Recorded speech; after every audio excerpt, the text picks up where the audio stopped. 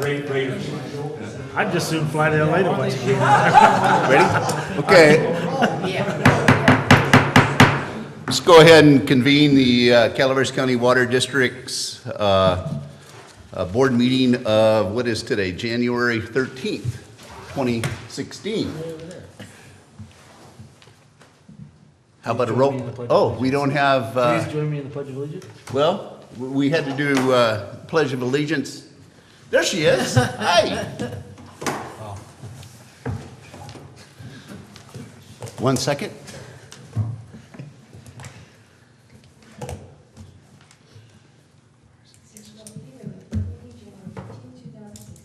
Please join me in the Pledge of Allegiance.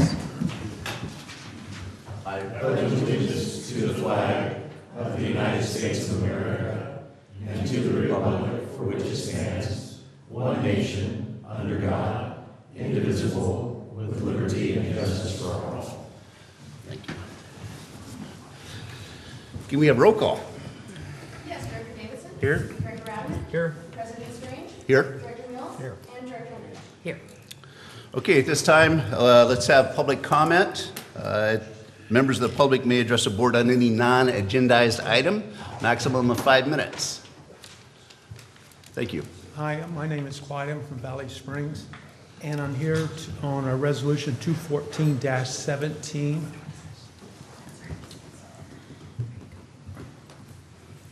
And what I'd like to do is I'm trying to move a meter from one lot to another lot, and there's the concept your engineering department doesn't have a problem with, but there's conditions on it that I can't meet, which would be like the lot I'm moving the meter from to the other lot has a house, and you can't have a house where you're moving the meter to, and things like that. So I would suggest to come here so that you guys could move it forward to either an up or down. What? He's looking at you, Jeff. No, so go I'd ahead. like to ask a question. So this request has been denied by staff based on our ordinance? Let's see, Joel, and if it, I'm not familiar with the exact request. What was your last name, sir? Class CLAPP. It may be something that Robbie's been working on. Do you know who you've been working with? It was. Excuse me a second. Well, We'll take it. Why don't, yeah, I appreciate bringing that forward, and what I would Well- recommend is, go ahead. yeah, I just, if an application's been made, if you filled an application out and it was denied based on our ordinance, then I think it'd be appropriate for you to talk to our general manager at that point about getting on the agenda and making some sort of appeal based on whatever our rules allow. And I would certainly want to see that come back, because I know a little bit about the situation, and it seems like it's just a little bit of wording in our ordinance that would prevent us from doing this. So if we have to make some modifications, we would want to do that. So if you'll work through Joel and then through the general manager to see if it actually has been denied, and then if it has, then speak with the general manager about bringing it back in front of the board, and then we can address it at that time. Okay, thank you. Okay, thank you. Thank you. Any other comments? Having none, I'll go ahead and close public comment. It takes us to our consent agenda. The following items are expected to be routine, non-controversial. Items will be acted upon by the board at one time without discussion, and any board member may request that any item be removed for later discussion. I move that we accept the consent agenda. Second? We have a second? Let's go ahead and have a vote then. Take a vote. Director Underhill. Yes. Director Mills. Yes. Director Radman. Yes. Director Davidson. Yes. And President Strange. Yes. Motion passes 5-0. Okay, new business. 4A, presentation by Steve Christensen and Dr. Tom Hofster regarding a water resources management program through Columbia College. This will be a discussion only. And I do very quickly want to just make one comment, and that is that I'm a former college professor, developed a watershed technology program, And there is a potential for me to possibly teach some courses or a course at some particular time within a watershed or a water resource program up at Columbia College. So I just say that as any potential conflict of interest. This is discussion only, and we will not be taking action today. Thank you. Well, thank you very much for having us today. Greatly appreciate having some time on the agenda. My name is Dr. Tom Hofstra, and this is Steve Christensen, and we're going to tell you about some plans we have to establish a new Center for Water Resources Management and a little bit about the Water Resources Management program that we have at Columbia College. I'm going to start out just introducing our program a little bit and then hand it off to Steve, who's going to take it to the next, tell you about our future plans. So at Columbia College, we currently have a degree and certificate program in water resources management. And as you can see, we have an associate degree, we have a certificate of achievement, and we also have a skills attainment certificate in wastewater treatment. Our associate in science and certificate deal broadly in water resources management, but students can specialize in certain areas, whether it be wastewater treatment, drinking water treatment, on-site wastewater treatment, or decentralized, if you want to call it that, or watershed management. And we've had this program for about 6 years now. Before that, we had 2 water classes. We had a watershed management class and a drinking water treatment class, but we did not have a degree or certificate program. And so we expanded that about 5 or 6 years ago with a small grant that we got through the Chancellor's office. And we added the wastewater classes and the decentralized wastewater classes. The program was actually expanded about 5 or 6 years ago, like I said, at the request of the wastewater industry. One person in particular, Ron Boyd-Sneed, who used to manage the Jamestown water treatment plant, came to us and said, we're losing our talent. Everyone's retiring and there's no one coming up from high school or college to fill those ranks, and we've got a crisis coming down the road. And so we responded by offering these wastewater training courses to help provide that need. As it turns out, we've already placed several of our students in local wastewater treatment plant operator positions, including 2 at the Jamestown wastewater treatment plant. So that has come to full fruition already. Early last year, an initiative began at the college in much part catalyzed by Steve here and a number of other folks in Calaveras County to take our water program to the next level. They felt the time was right to expand our program into more of a regional training program, and that's why we're here today. We recently received a good-sized grant to expand our program, reach out to new students, coordinate with industry and agencies to build our program to one that can serve more of a regional purpose. And as part of that, we are planning on starting our new Center for Water Resources Management, which is going to be separate from the college but affiliated with it and act in a supportive and advisory role to the water resources program at Columbia College. And act as a clearinghouse, if you will, for talent in the water resources management field to be applied towards problems or needs that we have in that area. At this point, I'm going to hand it off to Steve, who's going to talk more about the Center for Water Resources Management. Thank you very much. Thanks, Tom. Thank you. Great. Thank you, directors. We really appreciate the opportunity and staff to be here today. At Columbia College, we're going through an evolution as the water industry is right now. We certainly know that we're in a really critical kind of time space right now between retirements as far as skilled labor training, all that kind of thing. And obviously with the drought, increased EPA regulations, everything else. Our core team at the college is headed by Dr. Klaus Tenbergen of the Career Technical Education Dean. Under that, we have Dr. Hofstra, who's an advisor directly from the college, helping develop our new program and heavily involved in certainly the program in natural resources. I'm going to serve as project coordinator for both the project itself and the drinking water segment. I personally have a background in industry as well as environmental management and human resources MBA. And my passion has always been, I've raised my children in rural communities, and one of the things that I've seen is there's a lot of talent that comes out of the rural communities, but unfortunately it's very challenged oftentimes. A lot of these kids don't get on to college, or they don't get skills to go ahead and really move on, and they get dead-ended oftentimes in these rural communities. We also know that water districts that serve rural communities are challenged in themselves with skilled labor, the retirement rates, all that kind of thing.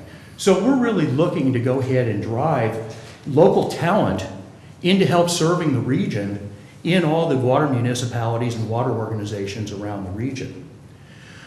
We also then have Don Nessel, who's retired from TUD, who also goes ahead and heads the water reclamation segment and wastewater. And then we also have Kit Rosefield, who is a rural water strategies specialist and off-site water uses. I'd just like to say a little bit about the CTE Technical Career Education Program at Columbia College. Columbia College is kind of a neat little gem of the Sierras. It's kind of hidden. Most people don't know about what Columbia College, really offers. And so one of the things that Columbia College has really been good about is developing the career technical education side. And I applaud Columbia College and their administration for go ahead and supporting now additional water efforts, as certainly the need is there.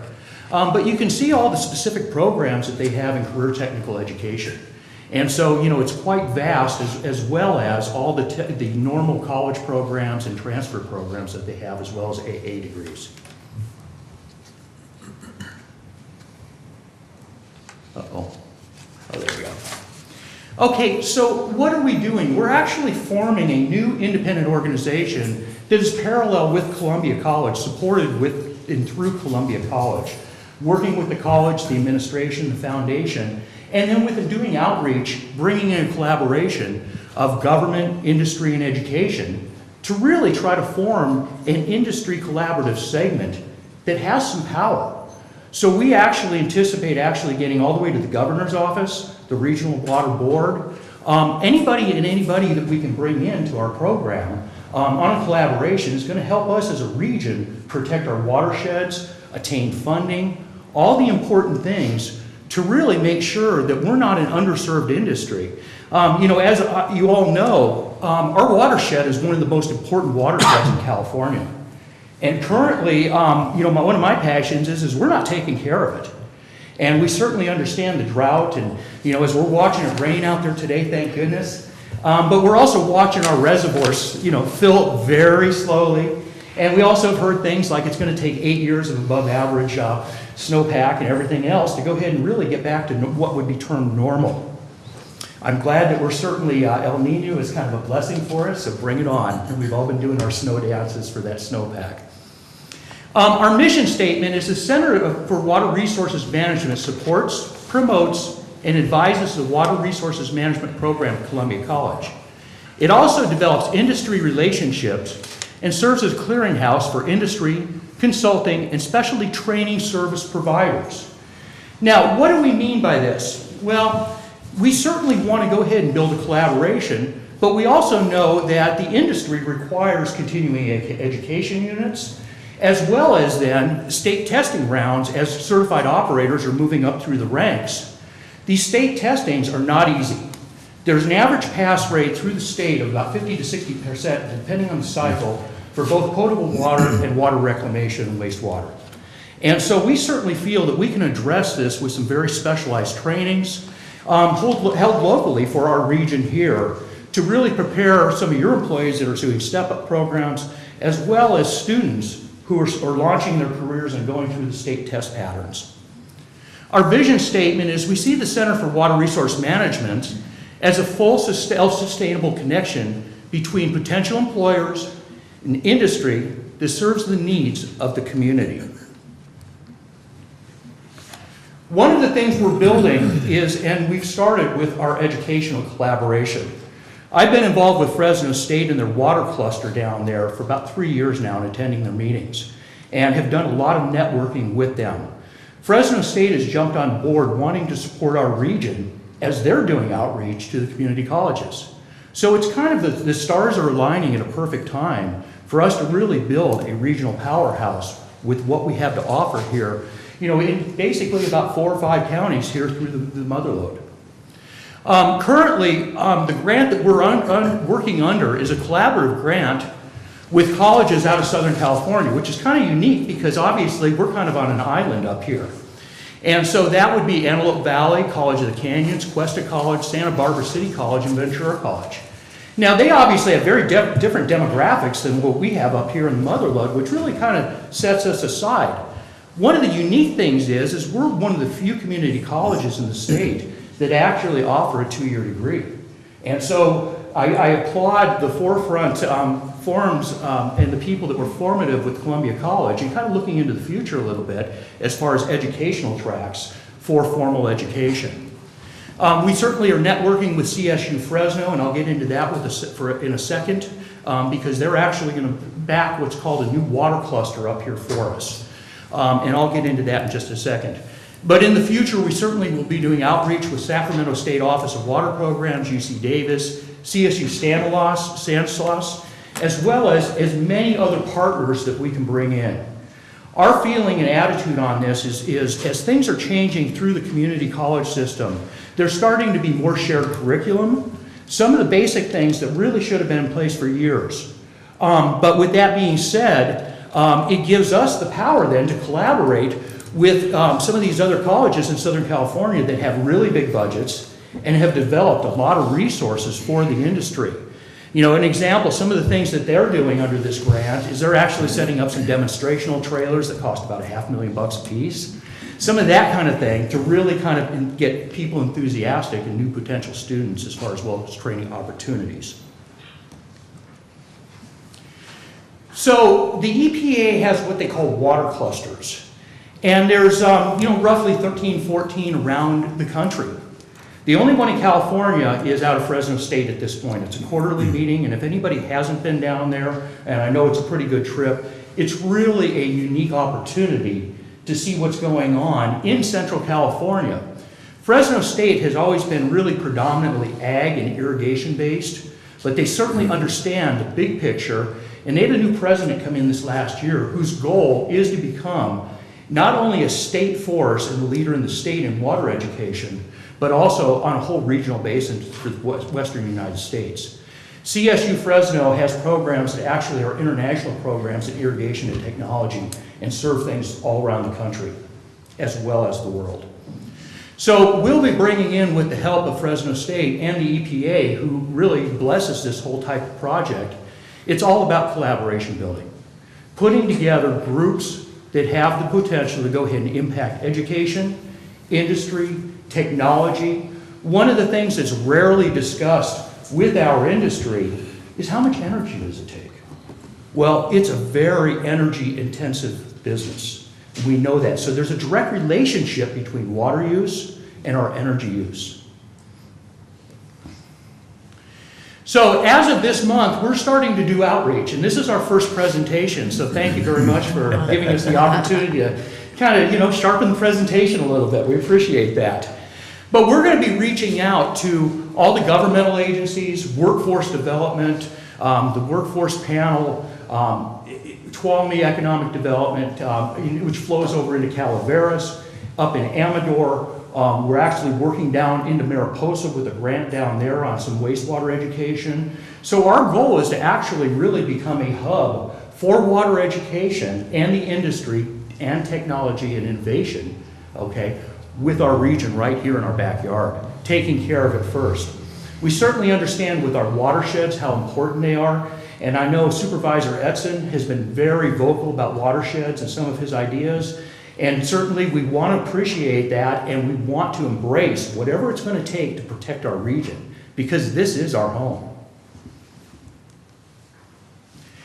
So we're starting at the Innovation Lab with actually an independent office off campus. The Innovation Lab is the old hospital in downtown Sonora. And I don't know if you're familiar with the Innovation Lab project, but it's pretty exciting. And, we're kind of on the front edge of this thing, so Dr. Tenbergen thought it would be very appropriate for us to be based out of there with a lot of high energy technology. And so that's certainly one of the things we're going to be embracing. So that's going to be our hub for the new Center for Water Resources Management. And as we go ahead and bring in partners and collaborators, we're hoping to actually add substantial signage on the outside of the building, some of that kind of thing, to really, again, start to bring some of these efforts front and forward, because we truly have been a hidden industry. It's pretty amazing how if you talk to folks and they ask them where does their water come from and how do they get there, and all they know is they go to their tap or they flush their toilet and it works. So one of our goals is to go ahead and with some of the state initiatives actually starting education down through the little ones at this point, I think we have a new generation of educational opportunities coming for our industry and our region. So what are our short-term goals? We want to go ahead and basically do industry trainings outside of the traditional college classes, water distribution and treatment review sessions for state testing through grade 3, the same thing through wastewater. We want to go ahead and be able to go ahead and do some specialized water math instruction. Water math instruction, and being a homegrown industry, which we are, a lot of operators struggle with the math as they're climbing up through the ranks. The math can be very challenging. I teach on a full-time program in the background with a program that I developed. And one of the things we understood with the content and preparing for state testing is that literally half the content needs to be math related and understanding how to do the water math. So we certainly will be focusing on that. Rural water strategies, non-site management training. We certainly understand, basically independent standalone systems out there. We certainly understand that, for example, septic systems are the biggest polluter of groundwater out there. We certainly understand that as we're starting to engineer these systems, there's change coming in that whole industry, as well as many other industries. We certainly hear more and more about people building off the grid. Okay, well, obviously, there's an evolution going as far as just some of the green technology, the LEED programs that are finally starting to come to where it's acceptable. Okay, and by acceptable, I mean, sometimes in the past, people thought if you lived off the grid, it might be a little kooky. Okay, we want to go ahead and develop watershed management programs. With this being our backyard and such a strong watershed area, we need to go ahead and protect this. We've seen in the local papers all the impacts, and I know some of you certainly know a lot more about watersheds than I do, but I also see things in the papers like all the pollutions and all the broken sleds that are up there right now, and all the things, and we certainly have heard about the Forest Service and some of the efforts they're making to restore meadows and some of the really important aspects, but we certainly want to protect that. It's kind of interesting. I came back to this region after having been gone for 30 years. And 30 years ago, I was actually a student at Columbia College, and that was kind of my introduction to the region, and my wife and I always kind of dreamed about getting back up here. But one of the things that was really disheartening when I moved up here 2 years ago and started taking my dogs on hikes up in the forest was the human impact and the footprint that has happened. So, with that being said, we certainly need to find some balance as far as taking care of our resources as we keep recreation open, because it is so important for our region and our economy. We want to go ahead and develop, basically industry stakeholders and collaborations. So one of our goals with this program, and we know the struggles of small water agencies, is to go ahead and really be a partner with you in developing your next generation of workforce. I think it's really important that we go ahead and collaborate, work as a region together, and basically with the facilities and the outreach and power of Columbia College being in the community college system, it provides a very unique opportunity to kind of do a cutting edge program with a substantial amount of collaboration from our partners. We know that water strategies are evolving. Things are changing. An example of that is we certainly know about water conservation. We know that certainly Calaveras has been a model, and Joel, congratulations, you've done a wonderful job on the program here. Calaveras Conserves. How often was it in the past where all these organizations got together on the same page? The tides have turned. It's all about collaboration and power building. So our goal is to actually put together a very powerful group in our region to where when we go to the governor's office, we're going to get some attention. Being the college platform, we're a neutral platform. And that's one of the kind of the neat things about it, because we certainly want to progress with education, and that's certainly our bailiwick. But the water industry and water conservation and ecology and evolution, it's a big picture. And we all need to certainly embrace that picture. And we feel we're in a very unique position right now to go ahead and lead a stakeholder group in making change. We certainly want to go ahead, and one of our goals with our new program is make sure it's sustainable. Funding is always an issue, whether you're a water agency, whatever your tie-in in the business world, funding is key. So as we're launching out, we have a little tiny bit of seed money to go ahead and get this program running with. We'll get it off the ground, and we will be going to corporate partners such as Sierra Pacific Industries, and a lot of the corporate partners, manufacturers, some of the big pump companies, asking for support for our program. After all, if we can get buy-in from all of those guys, it's going to allow us to go ahead and really build a sustainable program that's going to allow the technology from the manufacturers and the support of industry and communities. So it is all about building resilient communities. We know we're in a very challenged area up here. We have declining population. It's a very interesting situation. The college certainly is being affected by declining population, as is many other segments.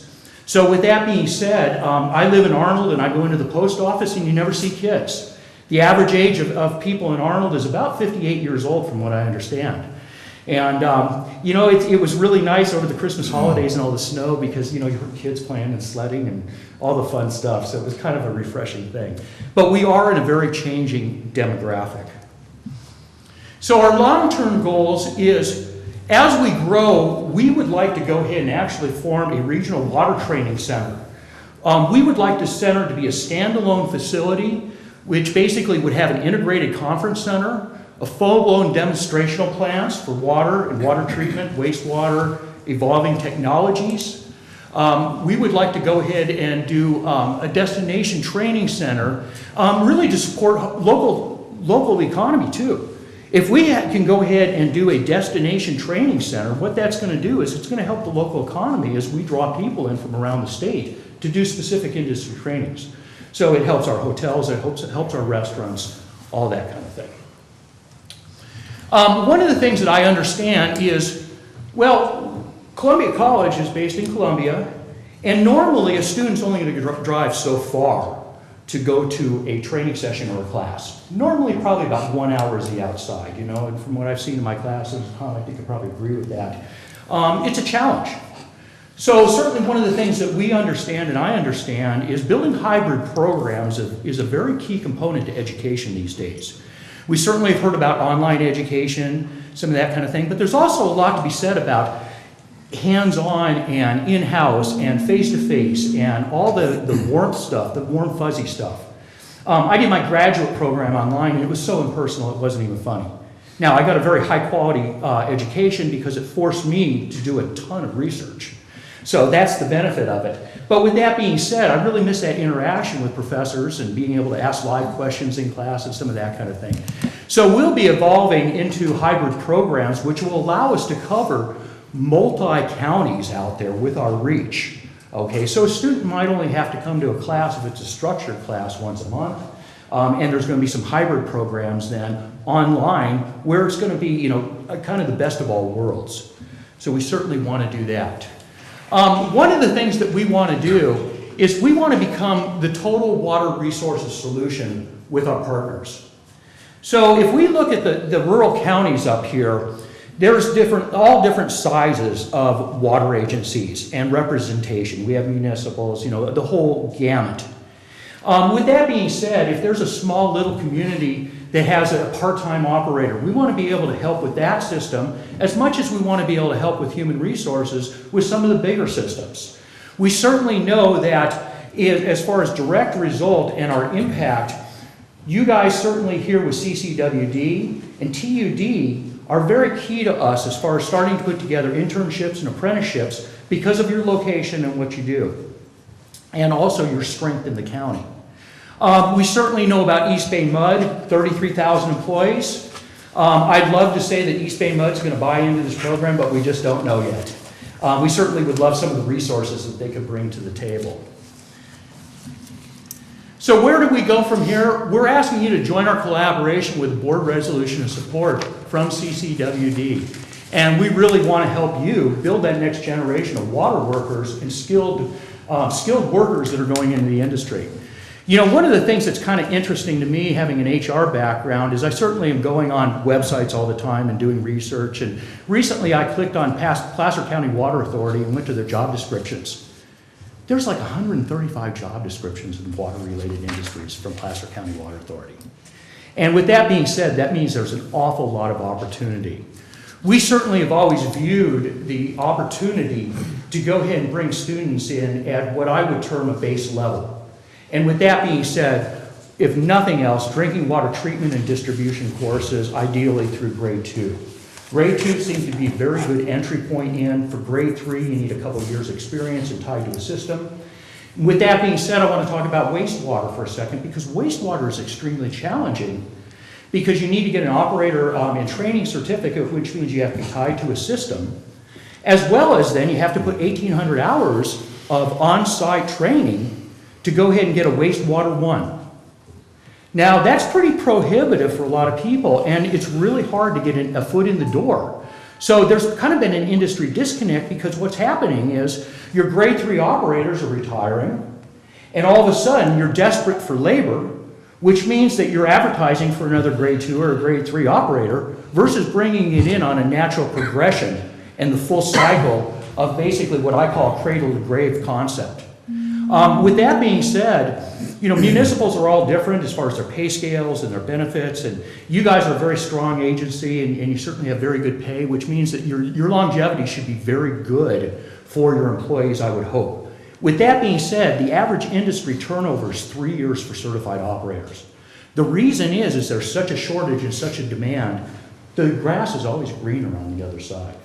So with that being said, I'd like to thank you very much for the opportunity to present to you today, and we're certainly looking forward to your support. And we'd be more than happy to answer any questions. Well, thank you, Steve, Tom. Looks like, go ahead, Bertha. You're here at the edge of your seat. Yes. I am so enthused.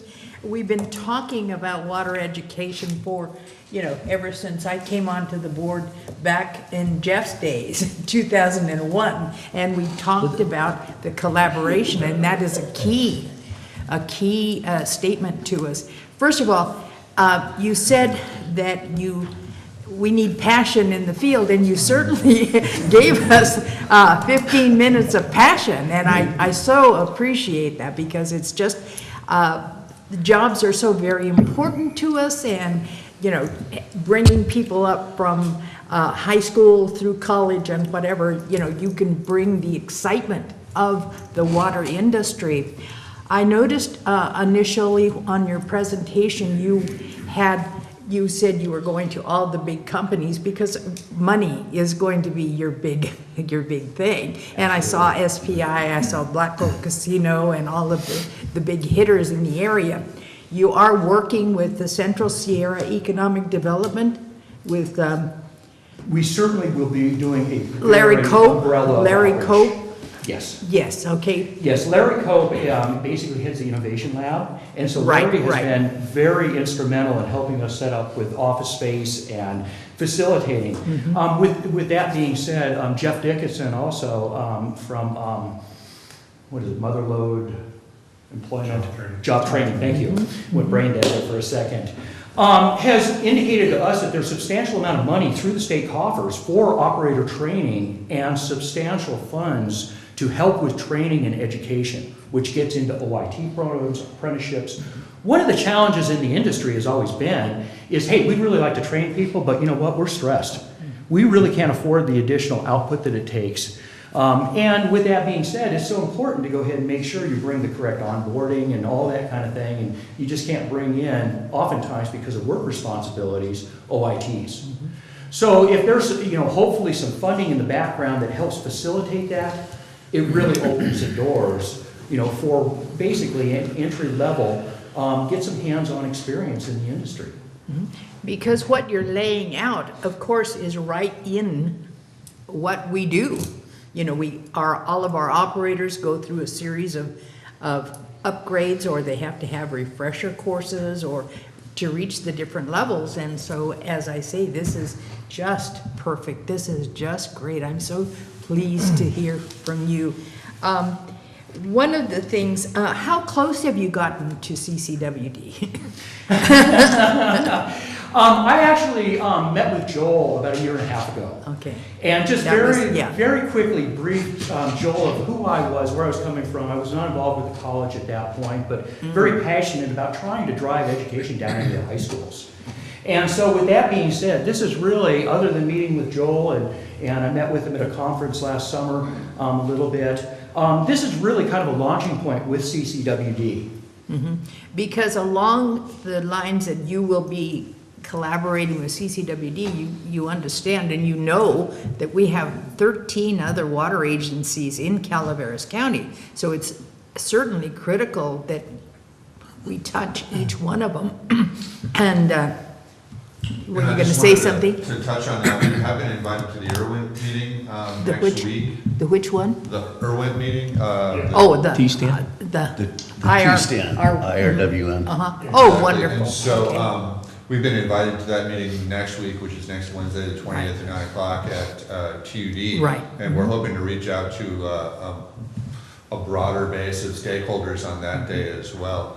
But as Steve mentioned, we've just begun taking this show on the road. And so we're going to reach out to as many different agencies as we possibly can in our local area. Okay, because we have a list of all of the scheduled meetings of all the different agencies, and so as I say, I'm sure you're aware of all that, but, you know, this is, we want to hear what you have to say, or what other agencies have to say, because it's right in our, Good. right in our vision, right in our goals. Thank you, Bertha. Any other comments? Yeah, I'd like to commend you for this program. This would be a great program for the county, for all the agencies, water agencies, wastewater agencies, and definitely including CCWD. Having grown up, gone to grammar school and high school here in the county, everyone moves away. You move away, and you're right. There's not very many kids that stay around here. Providing this kind of education right here in our backyard, and also will assist in getting the word out of these jobs, of these many jobs that are here, and well-paying jobs right here in the county. And hopefully in the future, it will entice our local kids to stay here, the kids that are and the kids that are staying here to get an education and find these good jobs. And anything that I personally can do to help support this or get the word out, please let me know. And I'm hoping that CCWD as a whole will also provide you with this resolution of support. Thank you. Thank you. Good. Jeff?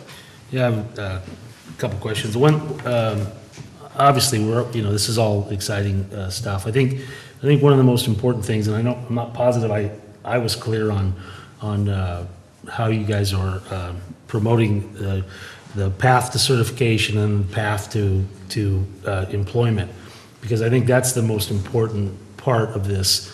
I think that there really needs to be a clear path for a student, that if you take these courses, we will prepare you for this certification. That certification will allow you to be employed by a dozen companies. I think that is the most important thing, because kids aren't, the few kids that do stay here are not thinking of the water or sewer industry as a career path. And I think it's really that education part of the career path and your role in it, and whether or not you are providing that complete path. I think that if there are gaps in it, then we really need to show, okay, well, you may have to go to Sac State, or Sac State may collaborate with us, and our credits will go together. That sort of thing is what I think is really important to make this successful. And certainly, with the addition of Fresno State and some of these other entities that when you can bring it all together, I think then you'll be able to provide a map so a kid can come out of high school and say, look, I am going to start at Columbia College, and then I can take my education at Columbia College, and I may be able to get a job out of there or I have a couple more steps, but I'm going to stay in the county as long as possible and get the education. I think that will really be in everybody's best interest if we can really clearly identify how all of our collaboration is going to get that kid employed. Good, great, thank you. I agree. I think that's one of the things that Columbia College struggles with the most is getting the word out to local students that we have programs that can provide them with the training that they need to get jobs here and other places.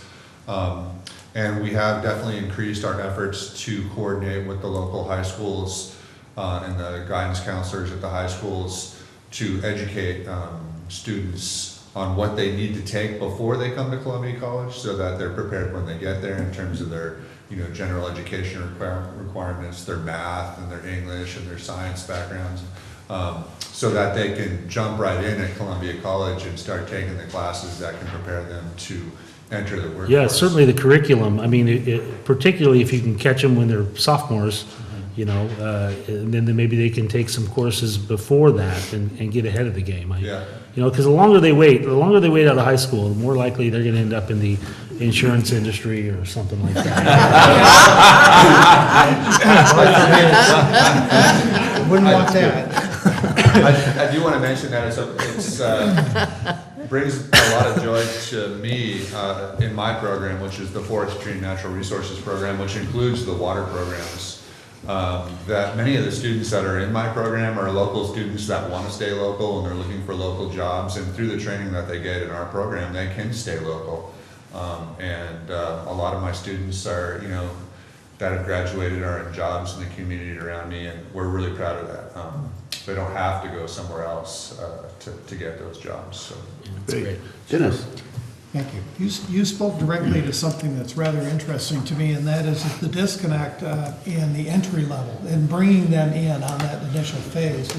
I liken it to the fire science program and the Explorer program that's done through the high schools, is to give these younger folks an opportunity to actually get their feet wet, if you want to call it that, in the industry, so that they have an understanding of what is it going to be, what is it going to be like.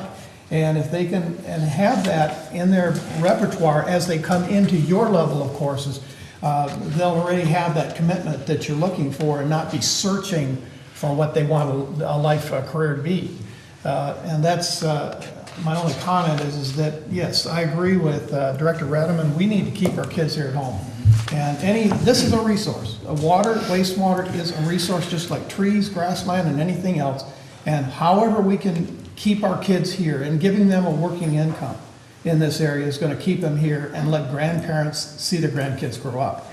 So those are important pieces, and I thank you so much for bringing this forward at this time. And it is, you're right, it's a key time in our whole area, and you're right in the middle of it, being in the watershed. Right. And do I support Cliff and his watershed program? Absolutely. So thank you for what you're doing, and if there's any way that I can help you, I'd be more than willing to take the time. Great, thank you very much. I'd like to just add one thing. This is actually kind of prime time because tomorrow I actually am starting the first class in Calaveras County at the high school. Oh, okay. Which is Introduction to Water Resources Management, which pretty much is an overview of educational tracks for the water industry. We've reached out to the high school. We've had, I don't know the exact enrollment of how many high school students we have, but the goal is to get these high school students involved in high school actually taking college courses. We're holding the college course after school at 4 o'clock. And so we still have some openings. If anybody knows anybody that would like to go ahead and take a college Columbia class at Calaveras High School, open enrollment is still going on. With that being said, part of the commitment on that I personally have is, and I actually spoke with Hugh Logan, who heads up San Andreas Public Utility District, or San Andreas Sanitary. And he's actually already volunteered that he would love to bring some high school students in who are very interested in the industry and actually let them start doing some OIT stuff on, or actually not formal OIT because there's an age requirement, but volunteer stuff. Okay, in his facility, and really assessed with nurturing some of these high school students. So that's the kind of thing that I'm looking at, is if we can get some of these high school students in, between their junior and senior year in the summer, and get them a little paid position, let them spend some hands-on time, let them understand the industry, let them talk with the other operators, and find out about what a fabulous industry is and the fabulous opportunities are there. Could So I thank just you. make one comment? Sure. Okay. One of the things that I want to make sure that we're doing is, as you're presenting that, emphasize the fact that men and women are needed in this position. I can introduce you to Teresa Tanaka, who is our Director of Operations. Teresa's right there. We also have Tammy Green, who's been a plant operator for over 10 years. Is that right, Joel? Do you know that? Over Teresa? 20 years. 20 years Tammy has been out in one of the treatment plants. So wonderful, and I want that to be part of your. Thank you for bringing up that point, because there is a disconnect. And I know personally, I'm a certified operator. When I go in and do continuing education units, or when I've gone in for state testing in the past, it might be a room of 500 people, and it's literally maybe 1% women. We certainly understand equal opportunity. I have 3 daughters. My oldest one's doing medical administration, which that's all good, a master's program on that. But my 2 younger ones are actually very engaged, understanding the opportunities. My wife is actually a certified operator also. So one of the things that I get up on a soapbox and I say, hey, as much as nothing against men, but if you're a woman in this industry, you can pretty much write your own ticket. Is that right, Teresa? Well, I'd like to, Steve, I'd like to thank you for your presentation, and Tom, I could speak for hours on this with my experience. I think that, as you look at accreditation challenges as well as articulation, with the 4-year institutions, I think the idea of having a separate center, in my mind, in my experience with vocational education, where the caller, a particular institute of higher learning, is looking at numbers of butts in the seat, so to speak, and if you don't get the 17 magic number, then the course doesn't go, has always been a challenge, whereas separating that out into your own Center for Learning, I think is a really good move. But your passion, your energy, Steve, is obviously it's going to catch on, as it has already, and I applaud you for that. I mean, I look at you and I think back 15 years in my life, and that's kind of how I was. And so if there's anything that that I can do, again, I want to avoid a conflict of interest, because if I do get a teaching position where I'm being paid to teach, I have to be careful, anyway. But at this point, Dave, if you could look to draft up a resolution of support, I think that's something that we'd like to bring forward.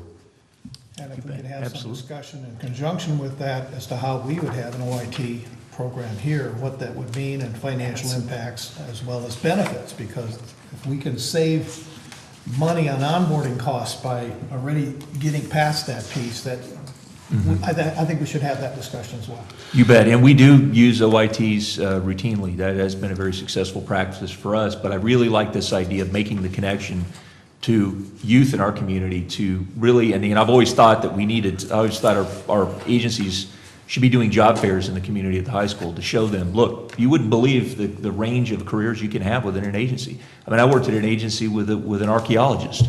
I mean, who would have dreamed that you could have been an archaeologist and stayed within your own community? But that does exist, and I really do appreciate it. We'll definitely come back, look to come back quickly on this. Good. I mean, it's the business model of location, location, location. And when you look at the whole water industry from, the water science and management industry to the watershed technology, there's no better location than Columbia College. And so I think that's gonna, I remember my education at Humboldt State was, again, you're 10 minutes from any lab work to the ocean, to the mountains, to the river, to the stream, and being able to take those kids out into the field and give them that experience is priceless. It allows them to, all the confidence, moving forward with careers. So, good. Thank you again for your presentation. Great. Thank you very much. We really appreciate it. You bet. Okay, other new business, discussion action regarding appointment to board committees and election of members to the Joint Power Authority. I did receive one recommendation by a board member as to his interest with the various committees and all. Yeah, so I did the best I could. I tried to make it kind of fair. And, you know, as the role of president is, I believe, Mona, you've provided then my recommendations as far as, or my appointments, I guess I should say, to the various committees. Okay, we have that on the current committees and membership, page 1 of 2. Okay, but at this point in time, does anybody have any comments regarding the representations for 2016 for the various committees? No. You guys okay with that? Okay, good. Yeah, that's fine. Yeah, that's fine. Okay, so let's go ahead then and move to the process of the JPA appointments. Before you do that, President Strange, I would just, there was one issue to consider on the ad hoc committee.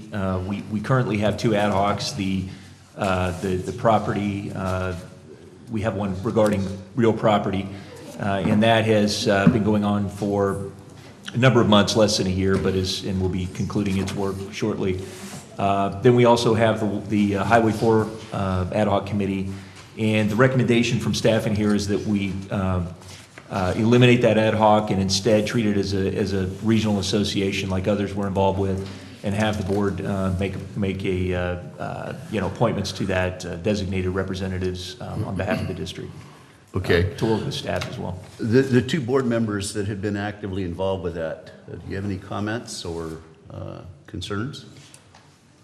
I think that the group needs to expand beyond Highway 4. And that being said, having other directors, we've got it off the ground, it's running now, but for continuity and consistency, I think it would be important for, Valley Springs and San Andreas Sanitary and the rest of them to be involved, and that's going to require directors from other areas to be involved as well. And I wouldn't have any compunction to say, let's find other directors that would be willing to step in and. Well, and to accomplish that, I think you would need to not have an ad hoc, take it out of the ad hoc. Yeah, it would which stay out of is ad hoc. suggested. Right, exactly. And a regional, and then I've been interested in wanting to attend and be a thank part you. of. Thank you. And it is, you guys have done a great job in putting that together. And I think, moving forward, if it's not an ad hoc committee, other directors can attend and become involved, and also invite our other. So would you say rather than appoint someone to that, to simply say that any director could? Yeah, if it's like Dave, you might speak to that again, and moving it from an ad hoc to a Standing committee? standing regional committee or regional. Not a standing committee, I wouldn't say a standing committee, because that would mean that the meeting would be a meeting of this district and noticed under the Brown Act, and I don't think that's where the rest of the membership They wants won't to want go. that, yeah. For participants in the group. But I know what you're saying, and there's some of these associations, we have all board members are open to attend. Others, the board has decided we want to name 2 board members to attend and maybe an alternate. The one thought on that would be, if you have all board members, then you just need to make sure you don't have more than 3 at any one meeting. We want to be careful not to create even the appearance that we're, violating the Brown Act. Not more than 3? Not more than 2. Yeah, not a quorum, so not 3 or more. The one caveat on that is if it's something like a workshop that Highway 4 put on about, or whatever it becomes, on a training event, you say you had somebody come in and speak and do training, then you can attend that and participate training more than 2 directors, but that would be a pretty rare exception. Would a way to resolve that potential conflict be to simply notify you if we plan on attending a Highway 4 something, or if it's renamed or whatever, so that you can let other board members know so we don't run into a problem? That's great, yeah, because otherwise, might be in a position where you have 3 show up at the meeting and then someone has to go home, and to avoid that, I'm happy to be that kind of hub if you want to let me know. Okay. Well, I would suggest, how can we, go ahead, Bertha. I have a question, though. Yeah. We had talked about the fact of, we wanted to produce projects, come up with the different agencies and produce projects. And so then I heard that possibly we wanted to downgrade the attendance at Highway 4 and not make it a director, but have the real people who do the work. I thought we should do the opposite, just directors only. You know, get it out of the hands of those less, you know.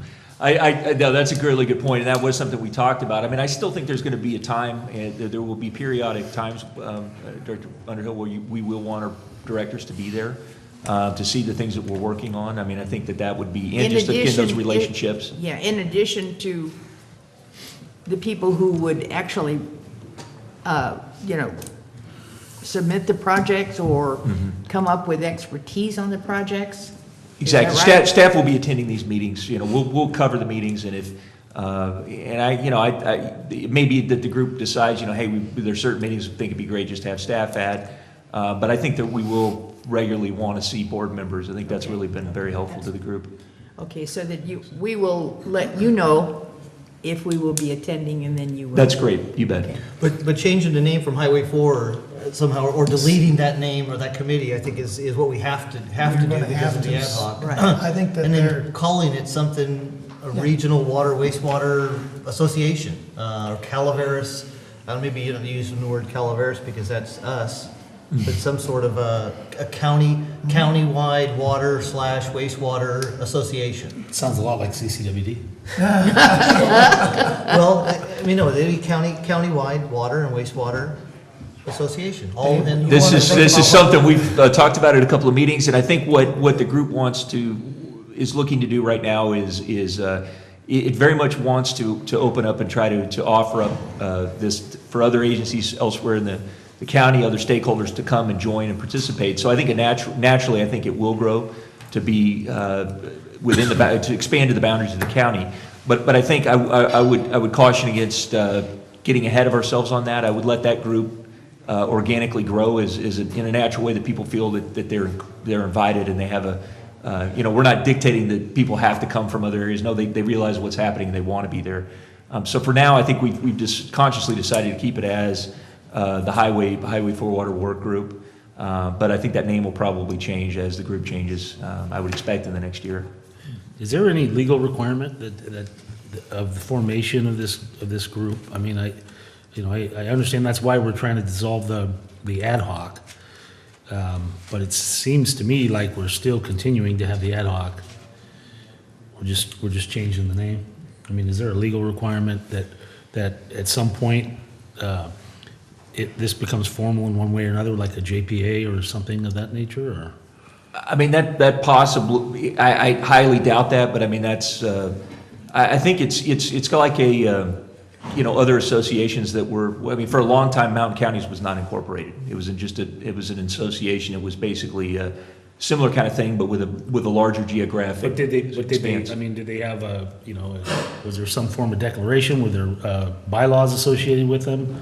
Or did they just? In time they did have those kind of organizational, framework type documents. And we've actually started kind of down that road. We just, we're working on a mission statement at the last meeting, and it's very broad. It's maximize beneficial use of the water resource for basically the benefit of our county and those in it. So, and in time, that may be something that we want, and there's even been some discussion, maybe we even want to go so far as to have an MOU between participating. Right, that's what I was thinking. Entities, and so, but again, even that would not be, I can't imagine a legally, impose legally binding conditions and requirements, like we're not going to have, I'm sure we won't have financial contributions or anything like that, but just a statement, basically a statement of our mutual commitment to, again, maximize the benefit of our water resource for the benefit of our county.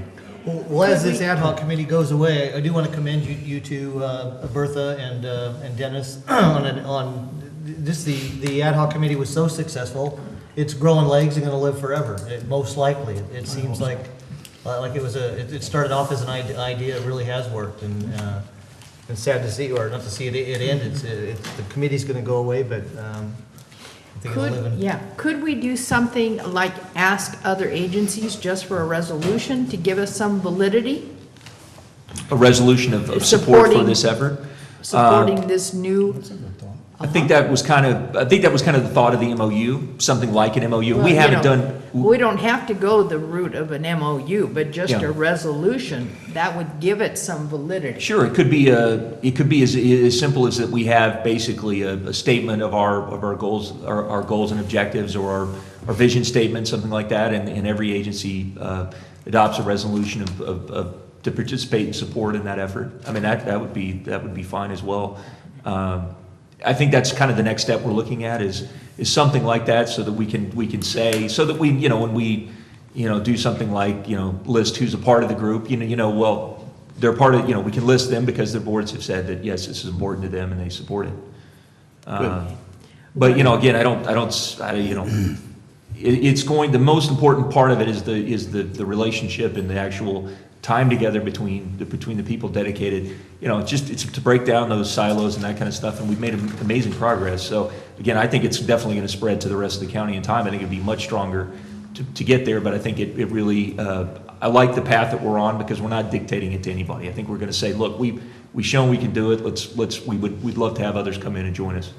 And it'd be beneficial to you. I just have one more statement. Okay. Honest. And Scott thanked Dennis and I for getting this together, and I really need to point out the fact that, Dennis is the one who saw Highway 4 and brought it to our attention, and we decided, I came down from the East Pole and joined the group and felt the value in it, so I want to make sure that Dennis gets. Thank you. Thank you for being there. Because having the additional director and having that additional support gave the other agencies confidence that it wasn't just a one-person band out there trying to do this. And it was all about building relationships and starting to establish some trust with each other, and not treating each other like an adversary. And starting to think about, how do we work together? What kind of honesty can we bring to the table? And it's amazing, the discussions that have gone on, as you've seen. And I really hope that it continues, even if, another director were to be there, that they could experience it and maybe bring it forward.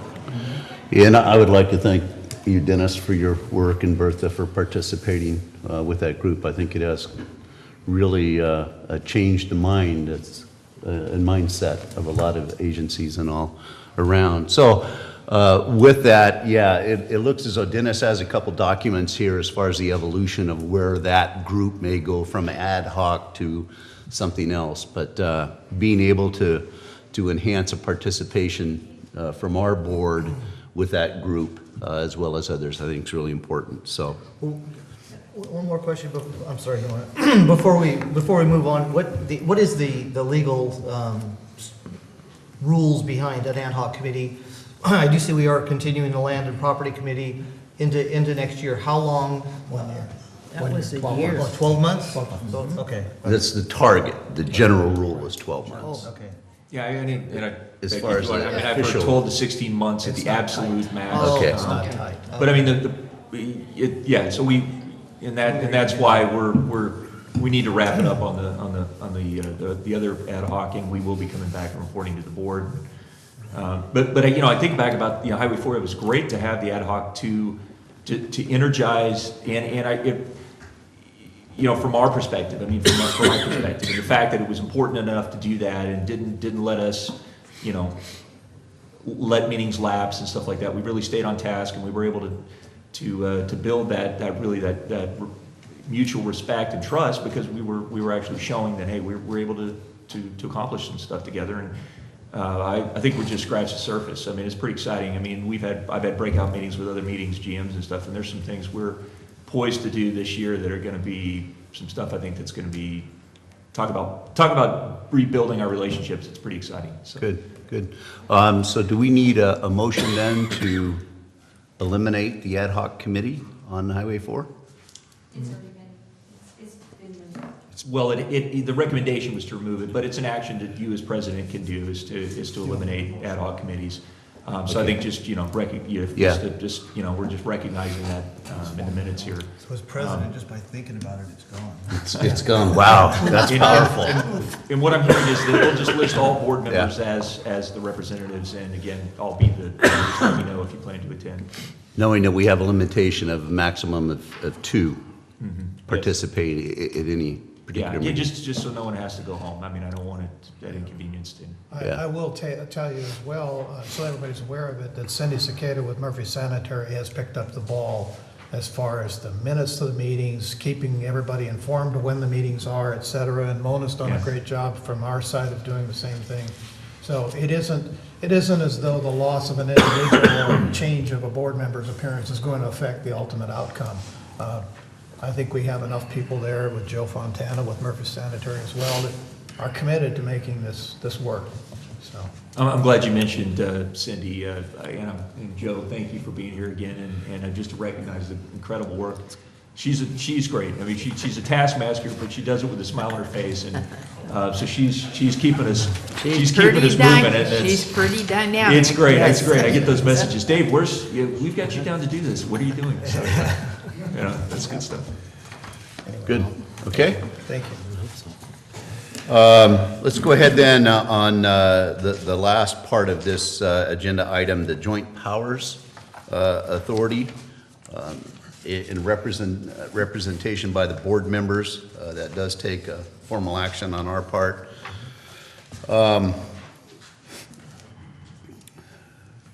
How do we move then this whole process? Do we go, I would assume we go JPA by JPA looking for not recommendations, but I'll make a motion, we put Director Radaman again in the Association California Water Agency Joint Powers Insurance Authority.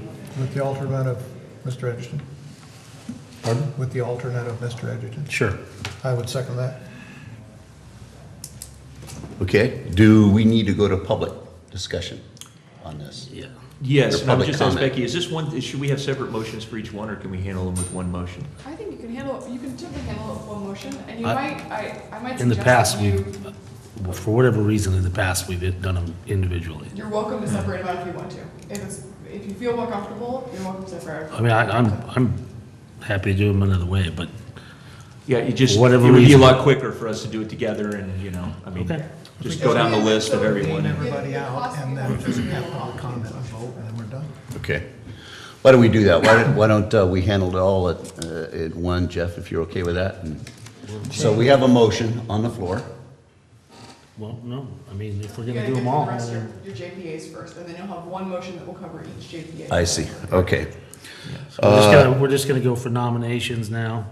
All right, well then I'll propose that we close the nomination for Joint Powers Authority. A second.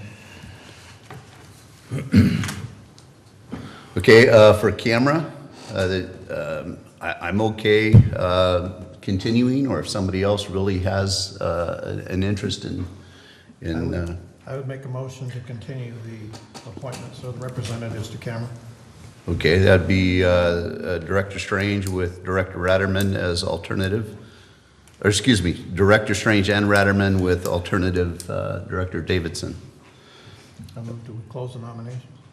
Oh, we didn't get a second, sorry. We have a second? I'll second. Okay, the Calaveras Public Power Agency, having Peter Martin as the primary with alternative GM Egerton. We need a motion for that? This is, Do we need a motion, or we have a motion at the end? I'm in You just favor. list them, just list Okay. them, and then make a motion at the end. Oh, okay, all right, I'm sorry. I'm in favor of the existing Peter Martin, Dave Egerton combo for CP. I'm glad we did it this way, it's really streamlining things. There you go. Okay, and then I'll close. Next year, think how good it is. I'll close nomination for that. Open nomination then for the T-Stan IRWM with the JPA. I recommend we make no change, keep Strange and Underhill as is. Right. Okay. So we got a second. We have do we need a second? It's not a motion, it's just a recommendation. Recommendation? We get agreement. Okay, That better? any others? I'll close that then. And then UMRA, the Upper McCollum River Watershed. I would like to switch that if that's possible. You've got a lot on your plate, so. Okay, I'm okay with that. Having Director Davidson as the primary. You have time for that then? it. Jeff? I'll make it. Cool, okay. With alternative being Director Strange? Sounds good. Okay, we'll close nomination on that. Isn't that alternate rather than alternative? Or alternate, yeah. Thing. Little Freudian slip. Okay, I'll make a motion, we approve the full slate as whatever we just did. Yeah, why don't we reread that real quickly, and if you want, I've Okay. made notes of this. So as far as the JPA authorities on the Aqua JPIA, Director Ratterman, and with the alternate Mr. Egerton. With the camera, it'll be Director Strange as the primary and Director Ratterman. With the alternate, Director Davidson. The CPPA will be Peter Martin with the alternate Dave Egerton. The T-Stand JPA will be Director Strange with alternate Underhill. And the UMRA will be Director Davidson as a primary with the alternate Director Strange. Second Okay. the motion. Motion seconded. We'll put it out to public comment. Seeing none, we'll close public comment. Can we have a vote? Yes, Director Underhill? Yes. Director Mills? Yes. Director Ratterman? Yes. Director Davidson? Yes. And Director Strange? Yes. Motion carries 5-0. All right.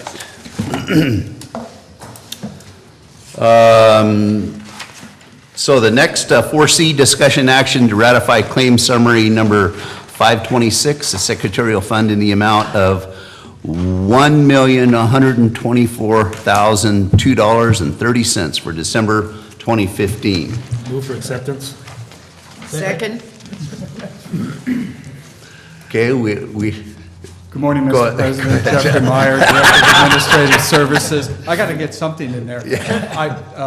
I'm just here to answer any questions at this point, and also to let you know that we will be having a Finance Committee meeting next Tuesday morning. That's January 19th at 10 a.m. in this boardroom. And if there are any more questions regarding the claim summary, we can address them at that time. As you know, to Dave, I did submit my requests, and we will discuss them in the Finance Committee. That's fine. Thank you. Good. So the motion has been seconded. Any discussion? Any public comment? Close public comment. Let's go ahead and have a vote. Director Underhill? Yes. Director Mills? Yes. Director Ratterman? Yes. Director Davidson? Yes. And President Strange? Yes. Thank you, Mr. President, members of the board. You bet. Motion carries 5-0. Old business, 5A, discussion action regarding amending the Board of Directors compensation and travel reimbursement policy 4030. General Manager, Mr. Egerton. I'm going to walk slowly, so if you want to make a motion. Move for acceptance. I'll move for acceptance. I don't know why Jeff's the only one who gets that kind of preferential treatment. I'll second the motion. All right. Well, I wish it were quite that simple with this agenda item, board members, but I know this is one that board policy 4030, and this is one you've certainly seen before, and we've come back with some additional direction and input that we've received from the Finance Committee after we've looked at this policy again to try to make some changes to remove some of the ambiguity that exists right now on which meetings are reimbursed and compensated for board members under the policy. Really the confusion is created, and I wish I could go back in time when we adopted this, and I had seen this at the time, but it's just one of those things. Sometimes you don't know until you start putting this into practice. But our provisions C and D in the existing policy under 4030.25 really create some confusion because it's really two different approaches. In C, which is really specific to other public agencies, but it's very specific that the policy applies to the meetings that the board or the president in a public setting have designated board members to attend as official representatives of the district. So basically, as we've got a list that has, designations for certain organizations, some of the things you saw that, kind of follow the JPA list and stuff that you just addressed, That's how it's handled in that manner. And so once the person is designated and the meeting is identified under that policy, then that meeting would be eligible for compensation or reimbursement. Contrastingly, subdivision D has a long list of other organizations, associations, different things. That's not even a comprehensive list, but just is supposed to be illustrative of the fact that there are a lot of different events, a lot of different meetings and events that relate to the business of the district that it makes sense to provide compensation or reimbursement for. And the way D is designed is to provide discretion to each board member to basically decide, is that something that they see as furthering the business of the district, and to attend and submit for reimbursement. So the goal in trying to reconcile what we have here is to get to something that's a lot clearer, easier to administer, and doesn't create any confusion for any member of the board or the public when you so that you know exactly, okay, these are the meetings that would be compensated and reimbursed, and here are the board members that are our representatives to attend that. That's what I heard is from the finance committee, that would be the recommended approach, is to bring forward something that would offer that to the board to consider. So what you have today are the proposed changes, and I get you have in your board materials a red line copy of this showing additions and deletions, and what's being proposed would be to essentially delete the existing item D, which again is just a partial list and what we have there. So to delete D in its entirety, and instead reconfigure subdivision C that basically incorporates by reference an appendix 1, a separate document that would be incorporated by reference. And that document could be amended from time to time by the board by action of the board without having to go through the ordinance process to change the underlying policy 4030. But what that would do, that exhibit would be the list for each board, and this would be something you'd probably go through on an annual basis, just like you do with your committee assignments and all that, to really to put some thought and to put down on paper exactly, what do you deem to be the important meetings that you want to have covered under the policy, so that if it's another water agency in the district or a county meeting or something like that, these are things that we want to have people there. We want to cover. We feel that it's more likely than not that's going to apply. Those meetings will apply. So let's just generally include those, and then let's pick who will be our representatives for those.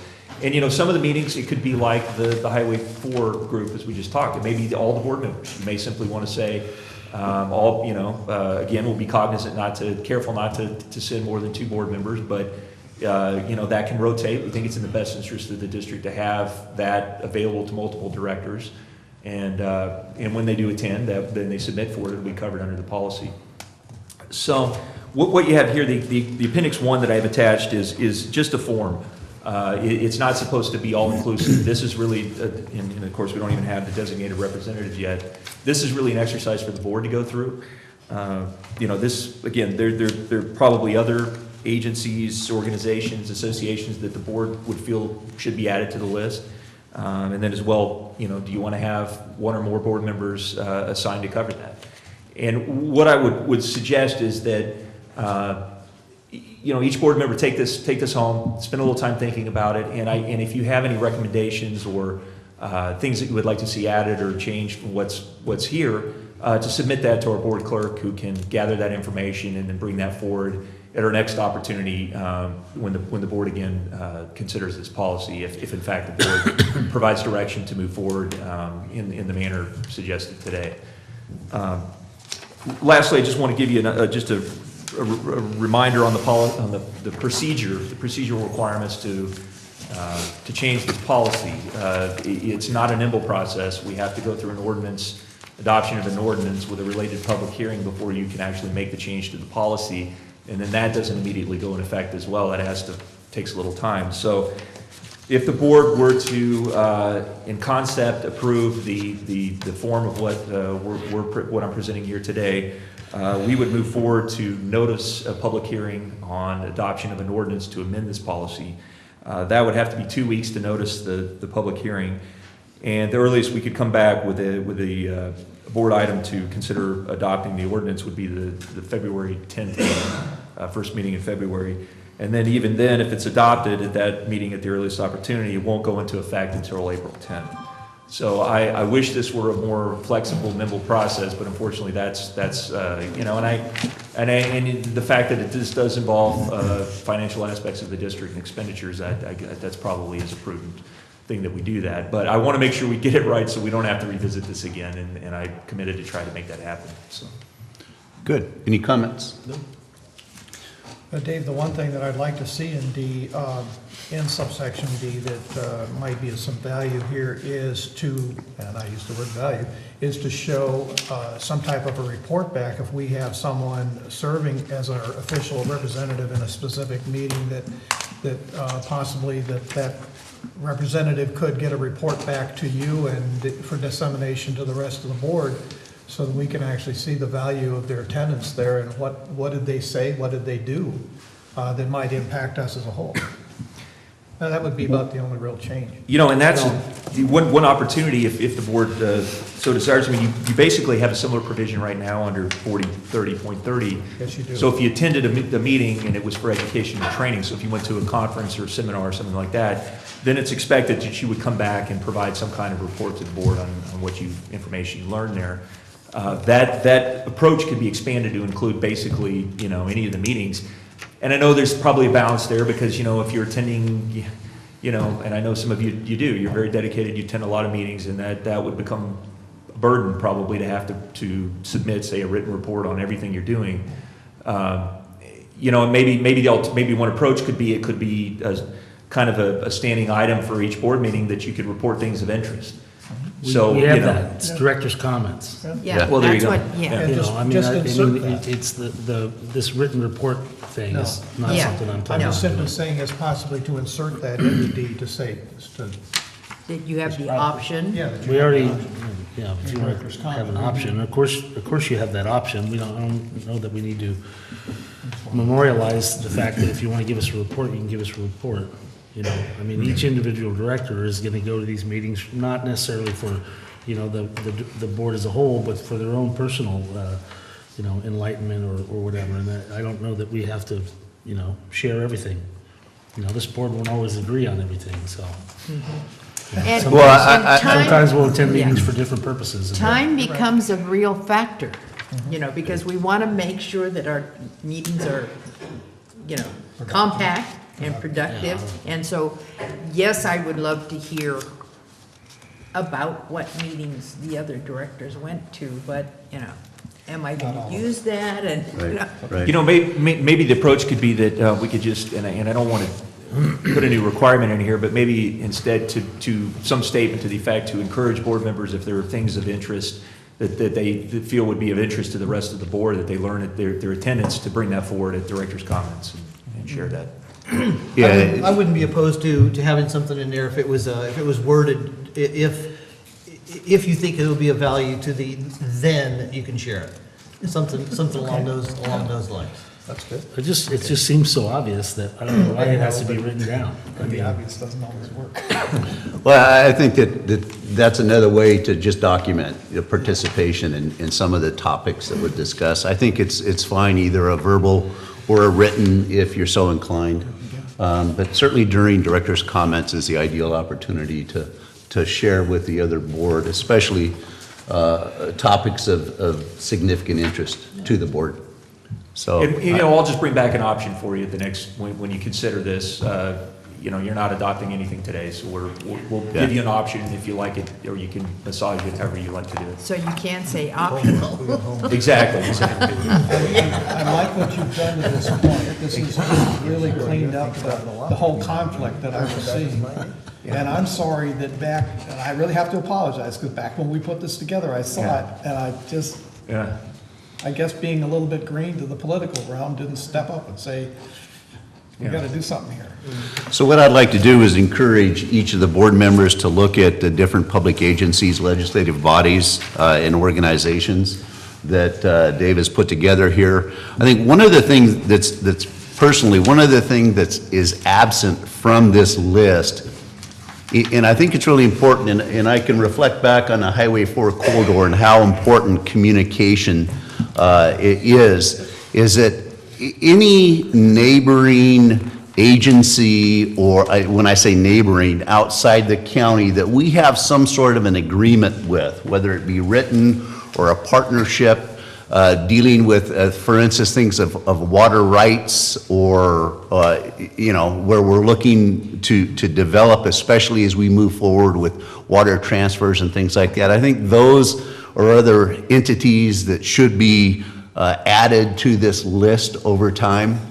And, some of the things I can think of right now, Stockton East Water District, we share Hogan with them. Yeah, and all those should be listed. I mean, I'm confused. It should be general. I'm confused why we have a list. I'm not in favor of a list at all. It's interesting, Six. I said right here, strike this. Yeah, Strike the list. I'd like to get rid of Appendix A and have some verbiage in the body of the ordinance. Right Gives back you where we started? a little bit flexibility. And no, there's always been a list in this, and we're Well, no, but striking that out the list whole. was just an example. It was an example. I Yeah, mean, exactly. I mean, East Bay Mud is not on. Look at Dave going, oh, no, God! Well, TUD isn't and that on would here, be, Amador isn't on here, East Bay Mud isn't on here. I mean, and all of those may be a good reason to go at some point, and it's not gonna, we're not gonna have time to create an ordinance and then go and get reimbursed for it. No. I'd like some sort of a line that allows us to go to meetings that we see as important to the functioning or the education of a director or the functioning of the district, and have it a little bit open. I think we're all big boys here and trusted, hopefully. What? With this. What? This And position. women. And ladies. Careful. Certainly, we're adults, I should say, and can monitor this, and I don't think we have something as far as which ones we're going to. Anyway, that's I my look 2 at, cents. for instance, Tridam operates like Tulloch. And to be able to, because I've been attending their meetings on a regular basis. There you go, and it's a good thing to go And the there. relationship that I'm generating with Ron Berry, their general manager, is starting to open some doors. Well, but See, see, we that's have- where we go, that's where everything goes sideways. Because, at this point, you're not directed to No. negotiate anything with Trident. No, but we And- can and- talk. And, well, you can talk all you want. You have all the freedom in the world to do that. But I think what we're trying to accomplish here is to develop a policy where to be reimbursed, you have to be given the authority to attend that meeting on behalf of the district. Calaveras County Water District to get reimbursed. And it seems to me that that's the language that we need, as opposed to a list that we know is going to evolve and change. That's why it was generally ambiguous. How long Was has this because it been does going change. I mean, a couple years ago, I was attending meetings at East Bay Mud, because of the wild and scenic stuff. They're not on the list. With the milk I mean, any of our related agencies, and there are dozens of them. I mean, I would rather just say, any agency that has business with Calaveras County. I mean, again, I just get back to it. Or could, or may in the future. Well, yeah, I mean, well, if, right, certainly. But my point is, the list is, this is the shortest list I've seen in the 16 years since I've been on here. We've always had a pretty thorough, but they were recommendations. And it really gets back to the fact that we should not abuse our desire to educate ourselves. We can't confuse that with getting support from this board, a majority of this board, to attend that meeting on behalf of the water district. That's a reimbursable meeting, or that's what we're trying to accomplish, I believe, with this change, as opposed to, I can go to Evans Pass Forest Watch and get reimbursed, because I like what they do. Well, that's, that's great, if you like what they do, but it doesn't mean that the The ratepayer rest should of pay the for it. board, CCWD, is going to be compensating. Can you be sure that language is inserted into this? Well, Dave, and I think ultimately where we're going is to make sure that if you go to these meetings and you seek reimbursement or travel, and you're speaking for the board, that the information that you convey as a group is something, or to that entity, is something that really is supported by the board. The board agrees with And the board agrees. That's the bottom line. And when we have things that go sideways to that, that's where we've had conflict here on the board. Okay, and so is there a magic stocking that we can wear that allows that, or, you know, and I feel for you, because in some ways I feel like we're going back now from the effort that you just put into this document. But that is really the essence of, I think, where, as a board, we're trying to go with this whole action. And if we can capture that some way in writing, that would be ideal. A couple of thoughts, President Strange. One, this list, please, this was not supposed to be the all-inclusive list of every organization. But that was a starting point for you to bring information to us again through the clerk, so that we could bring a more robust Appendix A. The Appendix A, again, what I'm hoping we can do with this is to create so that every time there's going to be a change, an update, if you want to update this, say there's a new group that you hadn't, that just organized, or now we just have a project that we're looking to do with another agency we hadn't even thought about, you would have the ability at any point in time as a board to make a change to this simply by taking action, a motion second, and taking action at a board meeting. Without having to go back and go through an ordinance process to review all this. The thing is, I think maybe what I can do is I still think it would make sense for the groups and kind of things that just cut and dry, they're there, we're going to be working with them. That's, we know that logically anybody would conclude we need to have somebody there, or have the option to have somebody there. Maybe what we can do, I can come back maybe with some other language to say, to provide for that flexibility, so that if it's deemed to be that there was something else, if the board director believes there is some other organization that it would be an opportunity arises to meet with them, or that now is something that they want to approach, to have the ability to do that, and to know that you're going to be provided compensation and reimbursement. And maybe it could be as simple as that's coordinated through the board president.